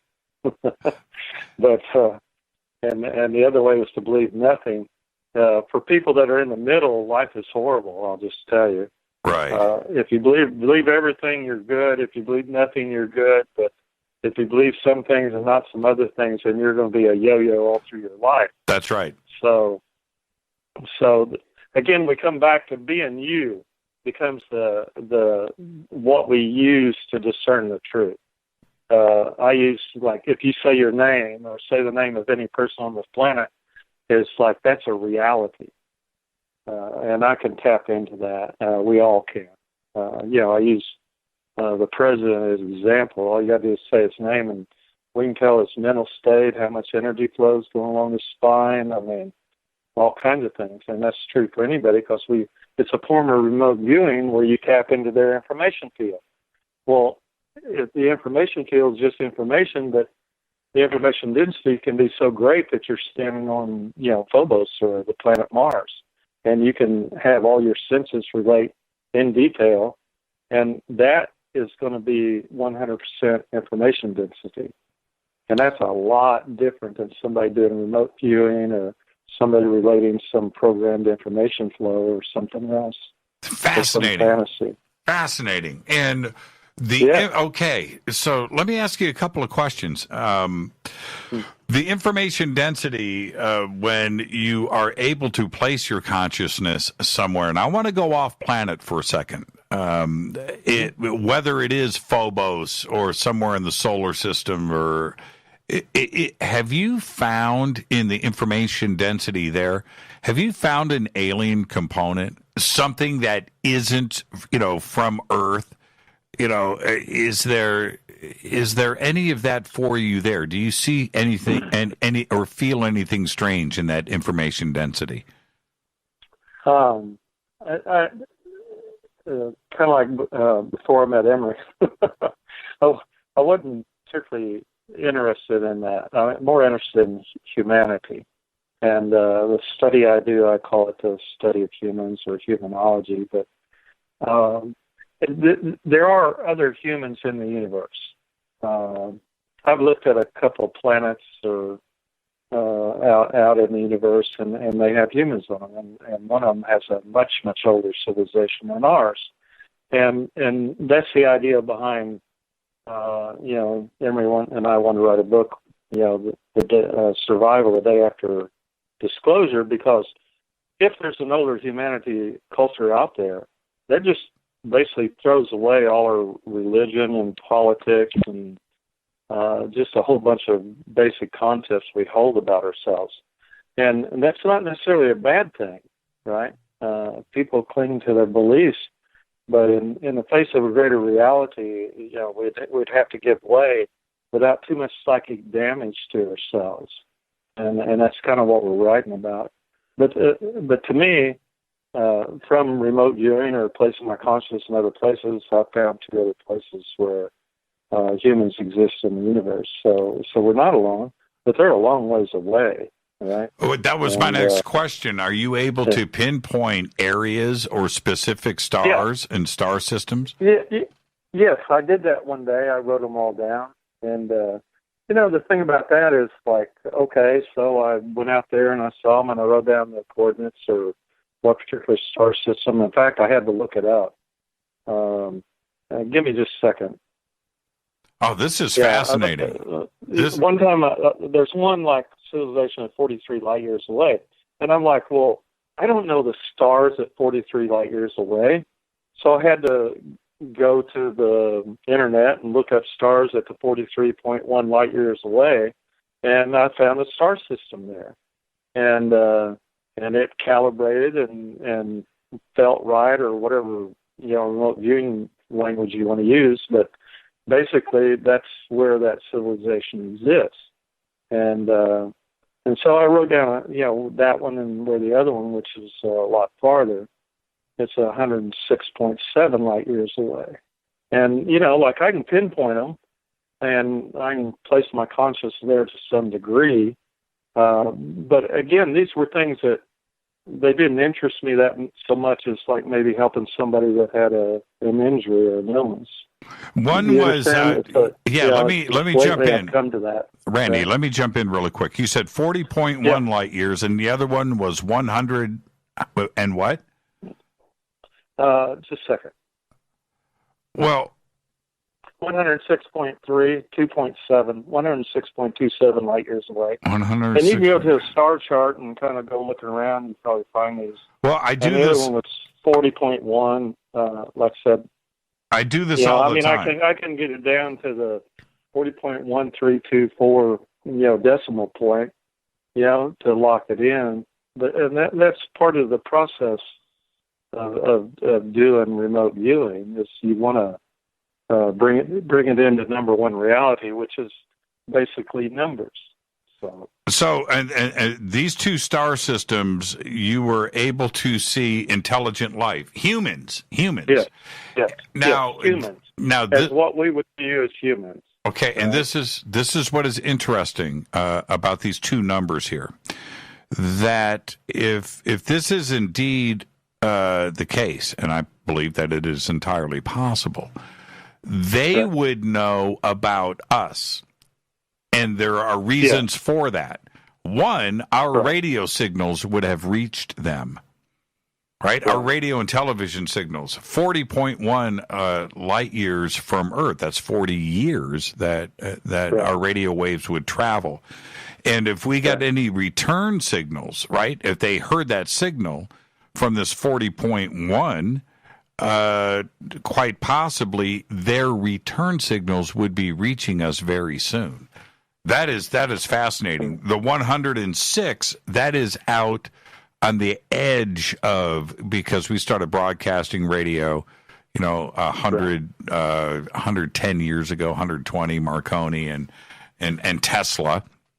But we wouldn't have received their signals yet, but they would certainly know that we exist. When you were there, when your consciousness was there, was there anything indicating that they knew of us? Yes, but one of the things, when I was describing getting rid of spatial dimensions and time dimensions, the ability to transfer space becomes restating your position. So the idea that you're stuck with the speed of light as a basis for travel in the universe is erroneous.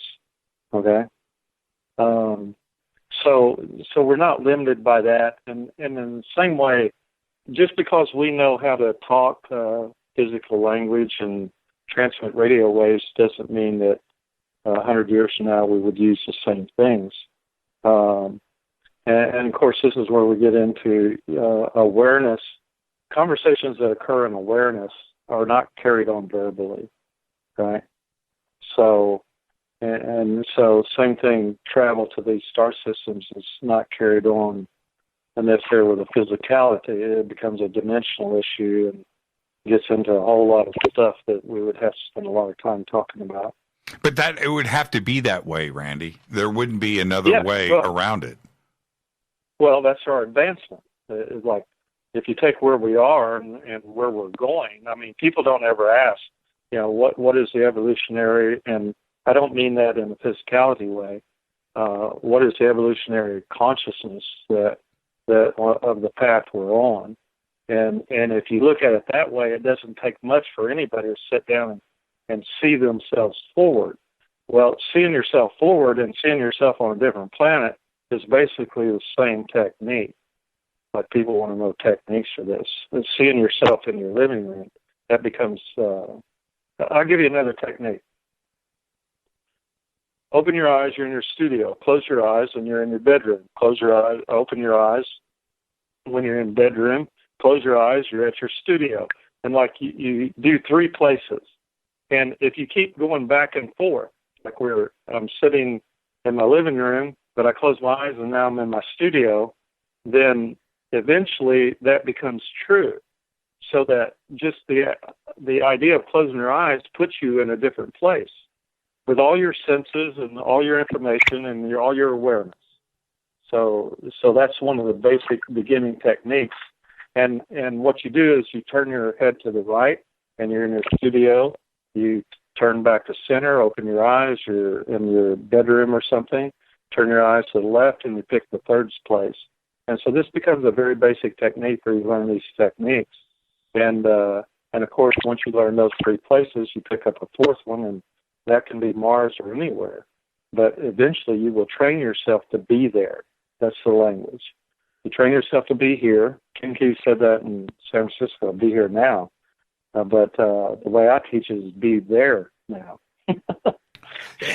And wouldn't that be the communication of the future for us and an advanced civilization like these 2 star systems that you just pointed out?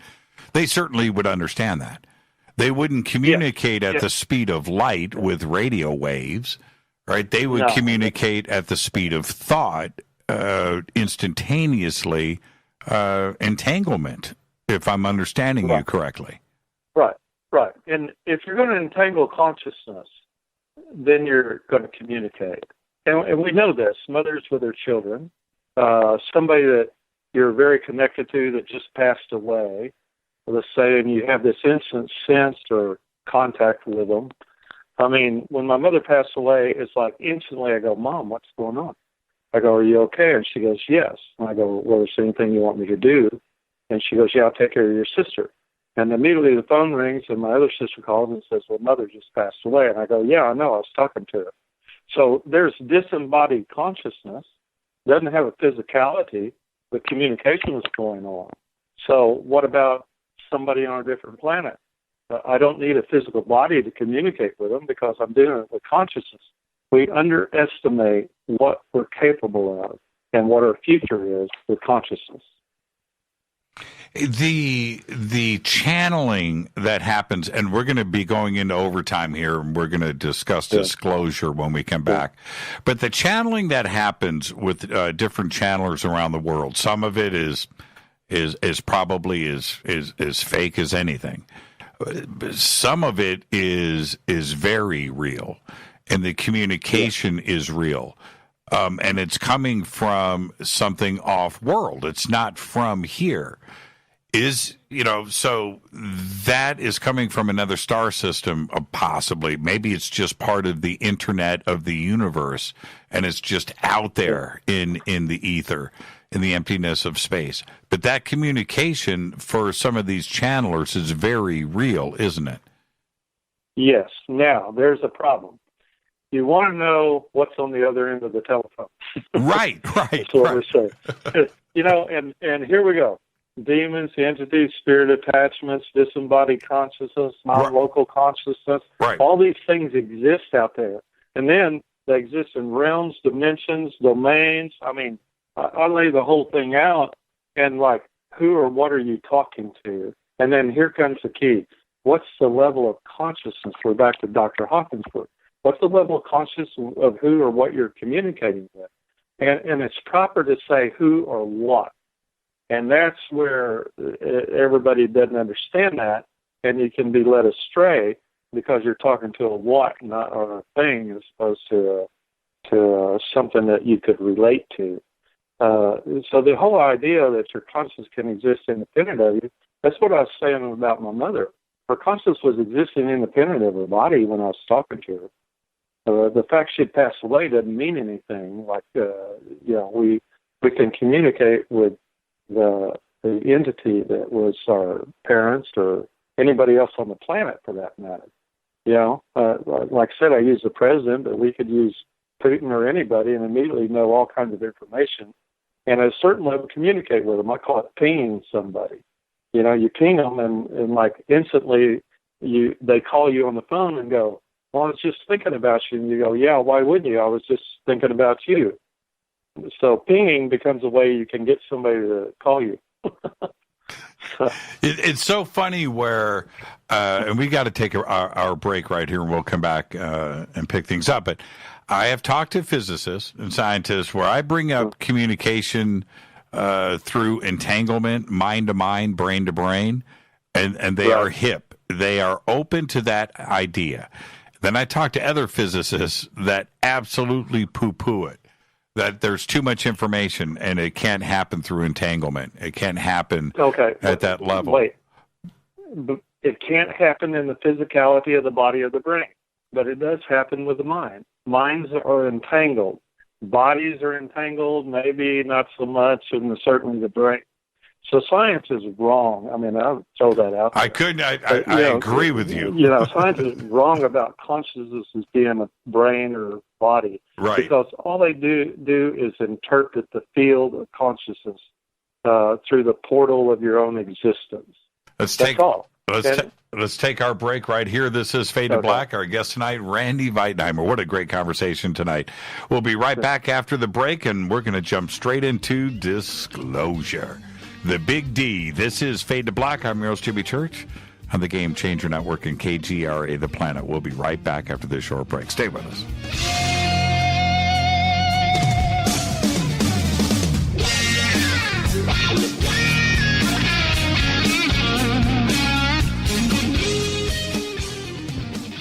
Welcome back. Fade to Black. I am your host, Jimmy Church. Our guest tonight, Randy Veitenheimer. Great conversation tonight. Tomorrow night, John Greenwald, the Black Vault. Thursday night is Fader Night, open lines all night long. And I want to change things up here a little bit for this last segment, Randy, and thank you for hanging out for some overtime. Is that disclosure is a word that's used by many, and it means something different to everyone. And it depends on what form. Like if you want to talk about disclosure in religion, you've got something there. You want to talk disclosure at the Pentagon, you've got something totally. You want to talk disclosure about NFL football rules, you're going to have a whole. It's just, so. Disclosure in our community is a very, very big word, and we have been looking for some form of disclosure since the very beginnings of ufology, going back 70, maybe even 80 years.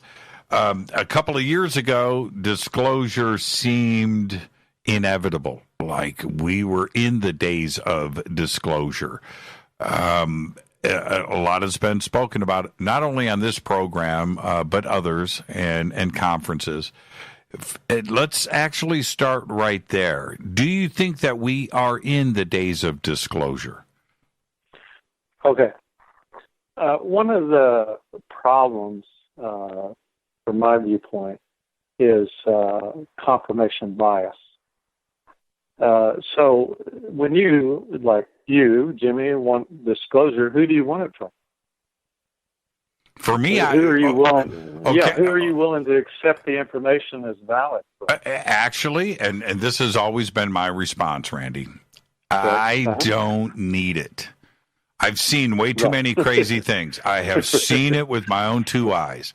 So I know that the phenomenon is real. I know that we are being visited, and there is something off this planet that is very aware, probably millions of civilizations out there that know about this beautiful blue planet and come and check us out all the time. But that isn't good enough for this audience. Right. Okay. So one of the things I tell people is, how come you never ask us Indians? That's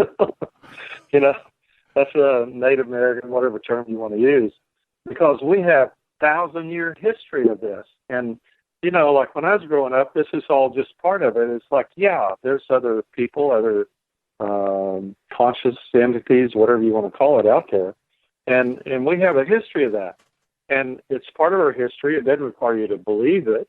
It's something that, remember, the information is sufficient for you to know that they're being told the truth.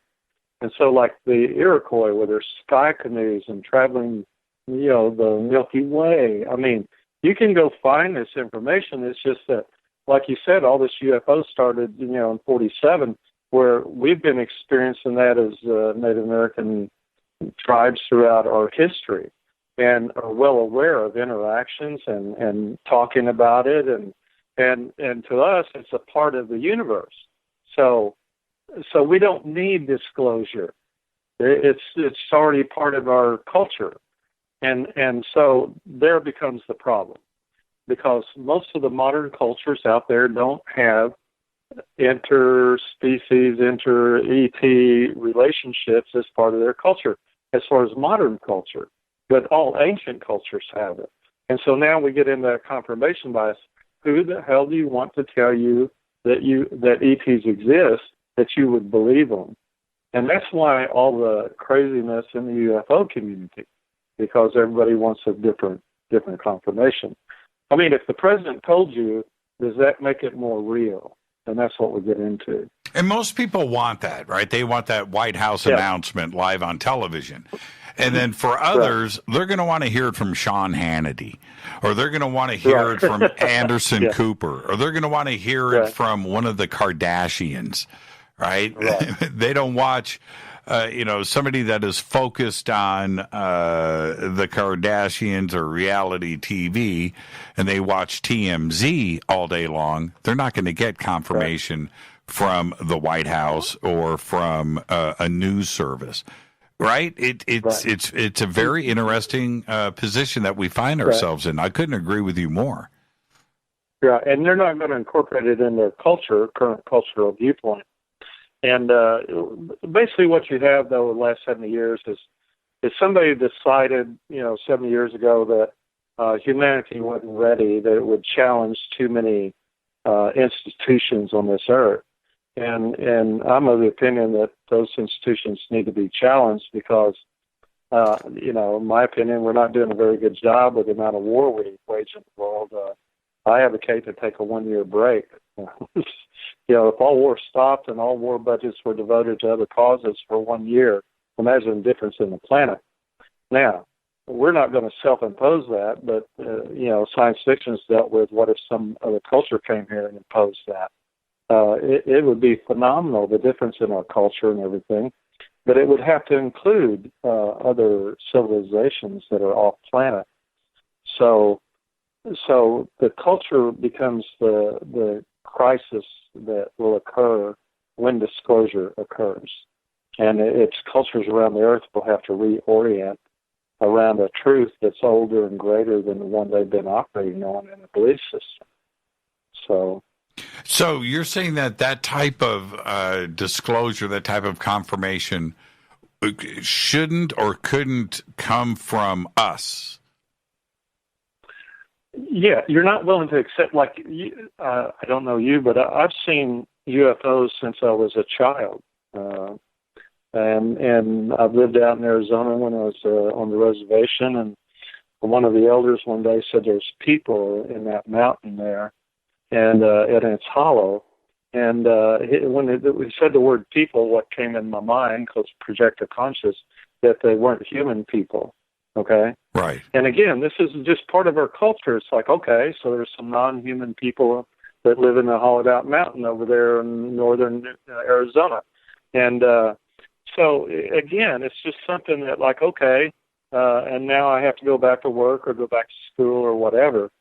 But it doesn't challenge any belief systems I have that, the Earth's 5,000 years old or something, But other people will have their culture challenged, and that's hard on people because they don't have any stability in their own self. That's why to be 100% yourself. If your stability exists outside of you in a belief system or in a relationship or something, you're not going to be stable enough to handle the changes that will occur with that new type of knowledge. Right? So it represents a crisis around the planet at different levels, depending on which country and which culture you're in.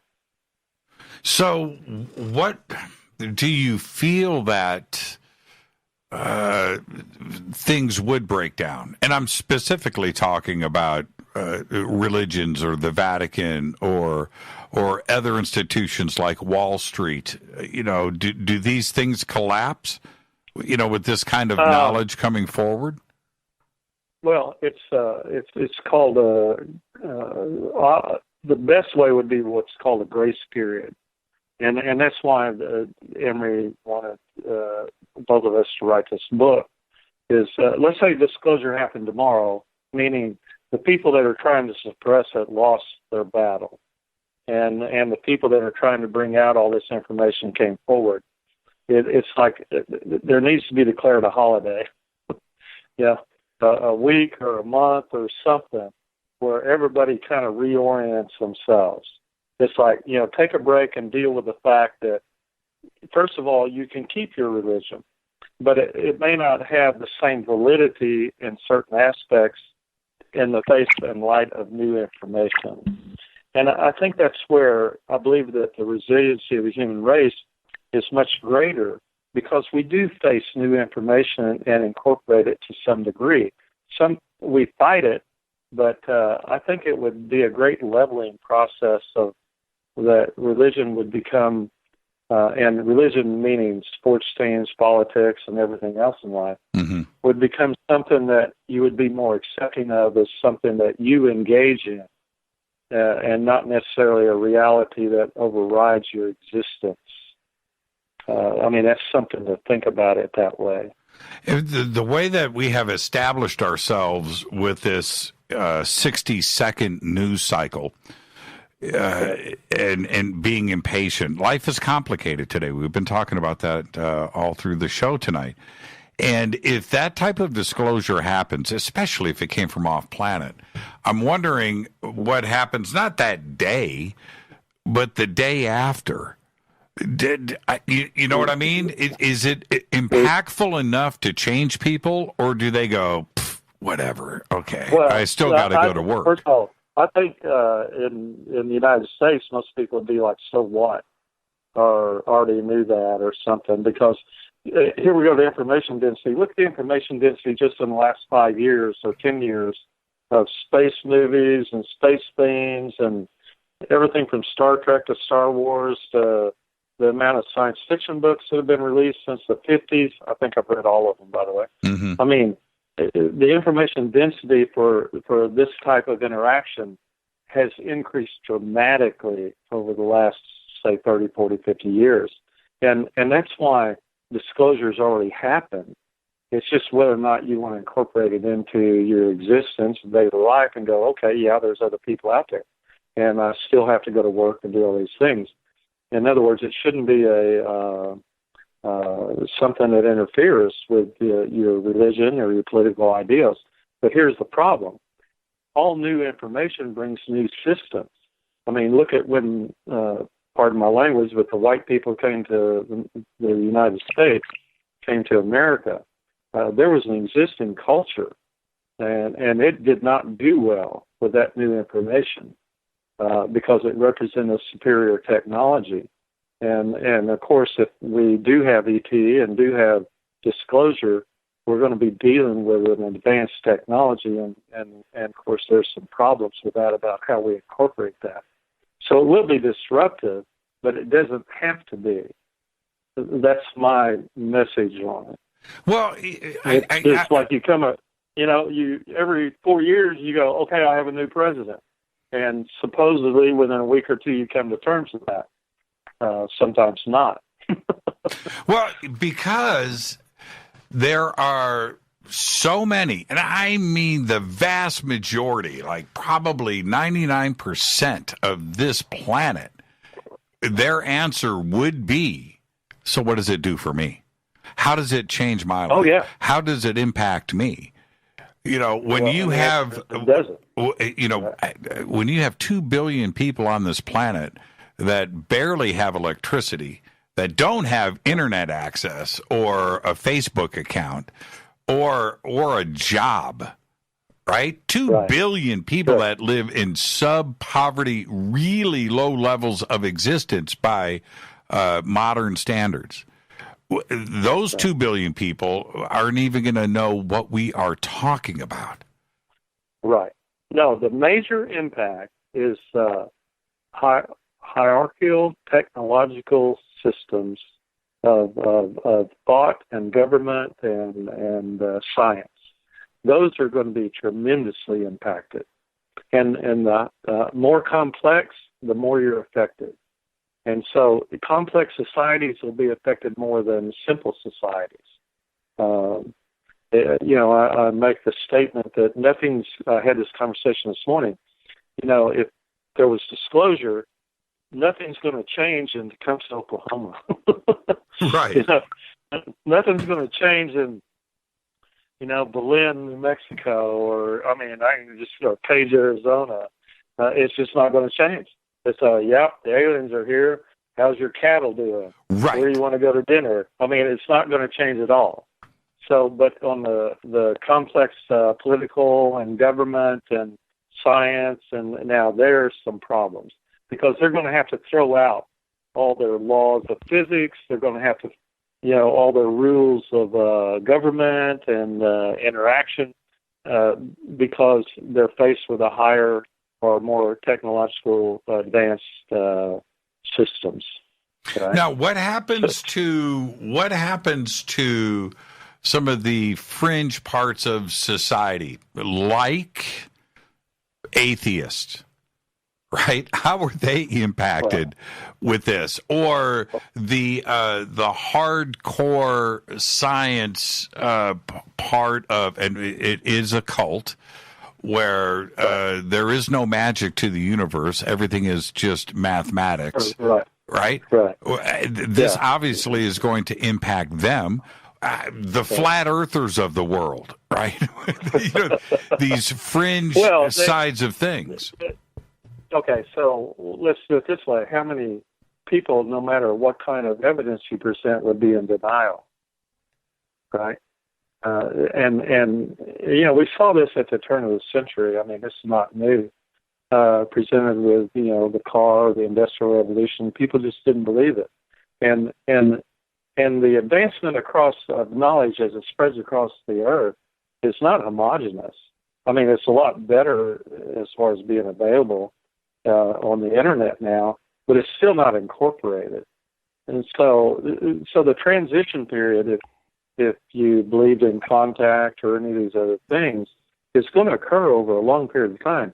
But, you know, I think it was Aspinall wrote Childhood's End, and back in the 50s. That was Arthur C. And there, Clarke. the aliens say it will take generations to come into acceptance. Right. And that's what I believe. Right.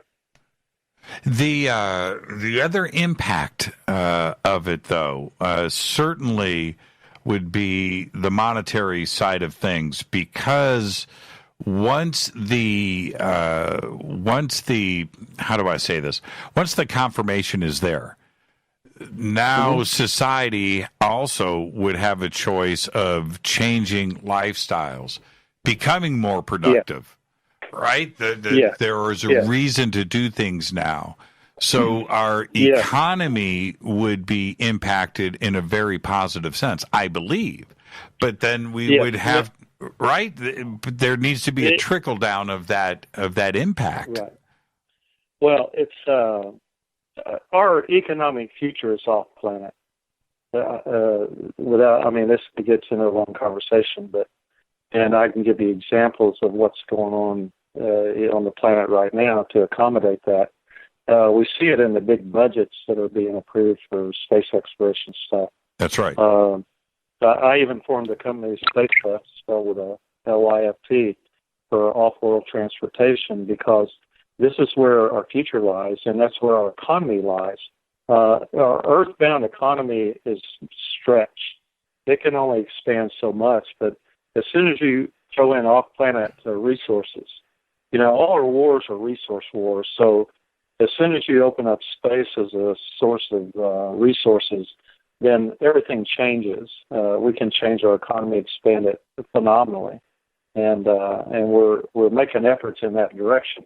I mean, I can give you specific information about that sometime, but spacelift was to engage in off-world transportation because the amount of money that's going to be spent in the next 10 years to explore planets, asteroids, and everything else and bring those resources back to Earth. And we will need facilities and companies and everything to handle that. And we're doing that. Every country, there's 56 countries in the world that has space forces, let's call it. And some of those countries have dirt roads, but they've gone ahead and set up a space-type agency. And, it's kind of like everybody else is in on it except us. The common population doesn't have any awareness of this. And the amount of money that's being budgeted is trillions and trillions of dollars. And you can find this information on the internet. Yeah. With we've just got a few minutes left, Randy. With NASA and the governments of the world, Russia and certainly China, in control of their own space exploration, then the information that is found is suppressed. They don't have to share it with us. If we go privatize, like you're talking about right now, and certainly Elon and Amazon and Bezos, when they get to the moon or they get to Mars and they see something other than the dogma we have been taught, right? Is that going to the cat's out of that? Yeah. Right. Are they going to share that with us? Well, your private will, because they can't threaten you with disclosure or non-disclosure. The technology right today, I could put a CubeSat around the moon and you could have instant 4K video of every inch of it. Any country in those 50 countries could probably do the same thing. But like I said, there seems to be I love this word, a worldwide conspiracy to restrict the information because they don't want anybody to be ahead. It's kind of like a corporate secret. That's right. But, you have Virgin Atlantic just put out space as a company that's listed on the New York Stock Exchange. I mean, that's a first, right? They're saying this is where it is. And you have all these other companies and stuff. That's why I formed one. But because this is the future. And, there's no way you'll be able to keep a private person because they're not under any kind of oath. All those people have oaths in the government. But if you're a private company, you don't have an oath to not go, hey, girlfriend, guess what? Here's a picture of, this big old thing I found on the moon. Do you want a piece of it, or you want me to take a selfie with it, or you see what I mean? That's going to happen. You can't restrict the information flow once you have too many people running around, particularly if they're non-governmental entities, right? And so I think that the government realized that, and that's how come they're allowing all these to come to the front. I think it's in Luxembourg. There's like 16 companies registered now to do space exploration that are private companies. And they're going through some sort of licensing process. That's the same process I'm going through over there because I want to be able to put people out there or put material out there and retrieve it or act as a commodity exchange for it or bring all those resources back to Earth. I have the same vision that everybody else does. And don't think like Elon Musk going to Mars is just to go look at Mars. We have satellites that can do that. It's resource exploration at its finest. Yeah, there's no question about that, and not only with the moon and Mars, but asteroids. Yes, and that's why there's a monetary advantage. These people are not doing it for glory. No, Japan, China, everybody's in the act now, it's kind of, like I said, the cat's out of the bag. It's like now it's a race. It's a true space race, not what happened in 1958 with Sputnik in the U.S., right? This is literally going to be every man for themselves. And, I've even been approached by a couple of countries that want to set up their own space program. And I have some background in the number one reality of all that, the facilities and everything to be required to handle those type of activities. And so it's on the move. And what coincides with that is disclosure is going to happen. Somebody's going to run into somebody or something that they can't help but relate it back. We're a curious species. That's our primary function of consciousness, is curiosity, and we are there and going there. I promise you. I think primary use of consciousness is enjoying good Italian food, but that's just me. That's just me. Randy, great conversation tonight. I've got 30 seconds left, and before I let you go, where can everybody reach out to you? Well, it's Energy Doctor with a K, ENERGYDOKTOR.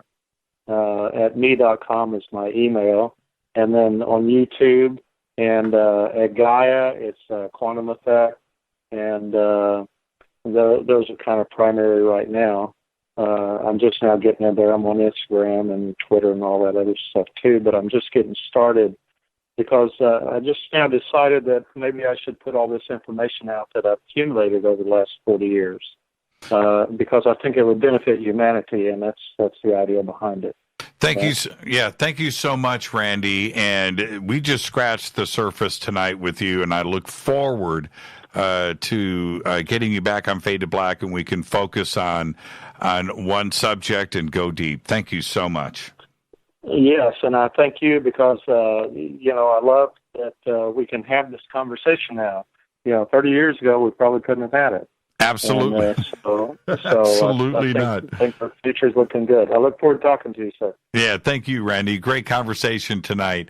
And Randy's website is over at jimmychurchradio.com. The links are right there. The links are right there for you to click on, energydoctor.com.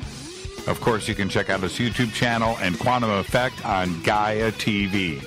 Fade to Black's executive producer is Rita Camarion. Shows produced by Hilton J. Palm, Renee, Dennis, and Bob. Announcers are Steve Harder, Gene Vitoa, Mark D. Kovar. Webmaster is Drew the Geek. Music, Doug Aldrich. Intro, Spaceboy, spaceboymusic.com. Fade to Black is produced by KJCR for the Game Changer Network, and syndication is KGRA, The Planet. This broadcast is owned and copyrighted 2019 by Fade to Black and the Game Changer Network. It cannot be rebroadcast, downloaded, copied, or used anywhere in the known universe without written permission from Fade to Black or the Game Changer Network. I'm your host, Jimmy Church. Join us tomorrow night. That's right. John Greenwald, the Black Vault, is here. Until then, everybody be safe. Go back, Lee Tappy.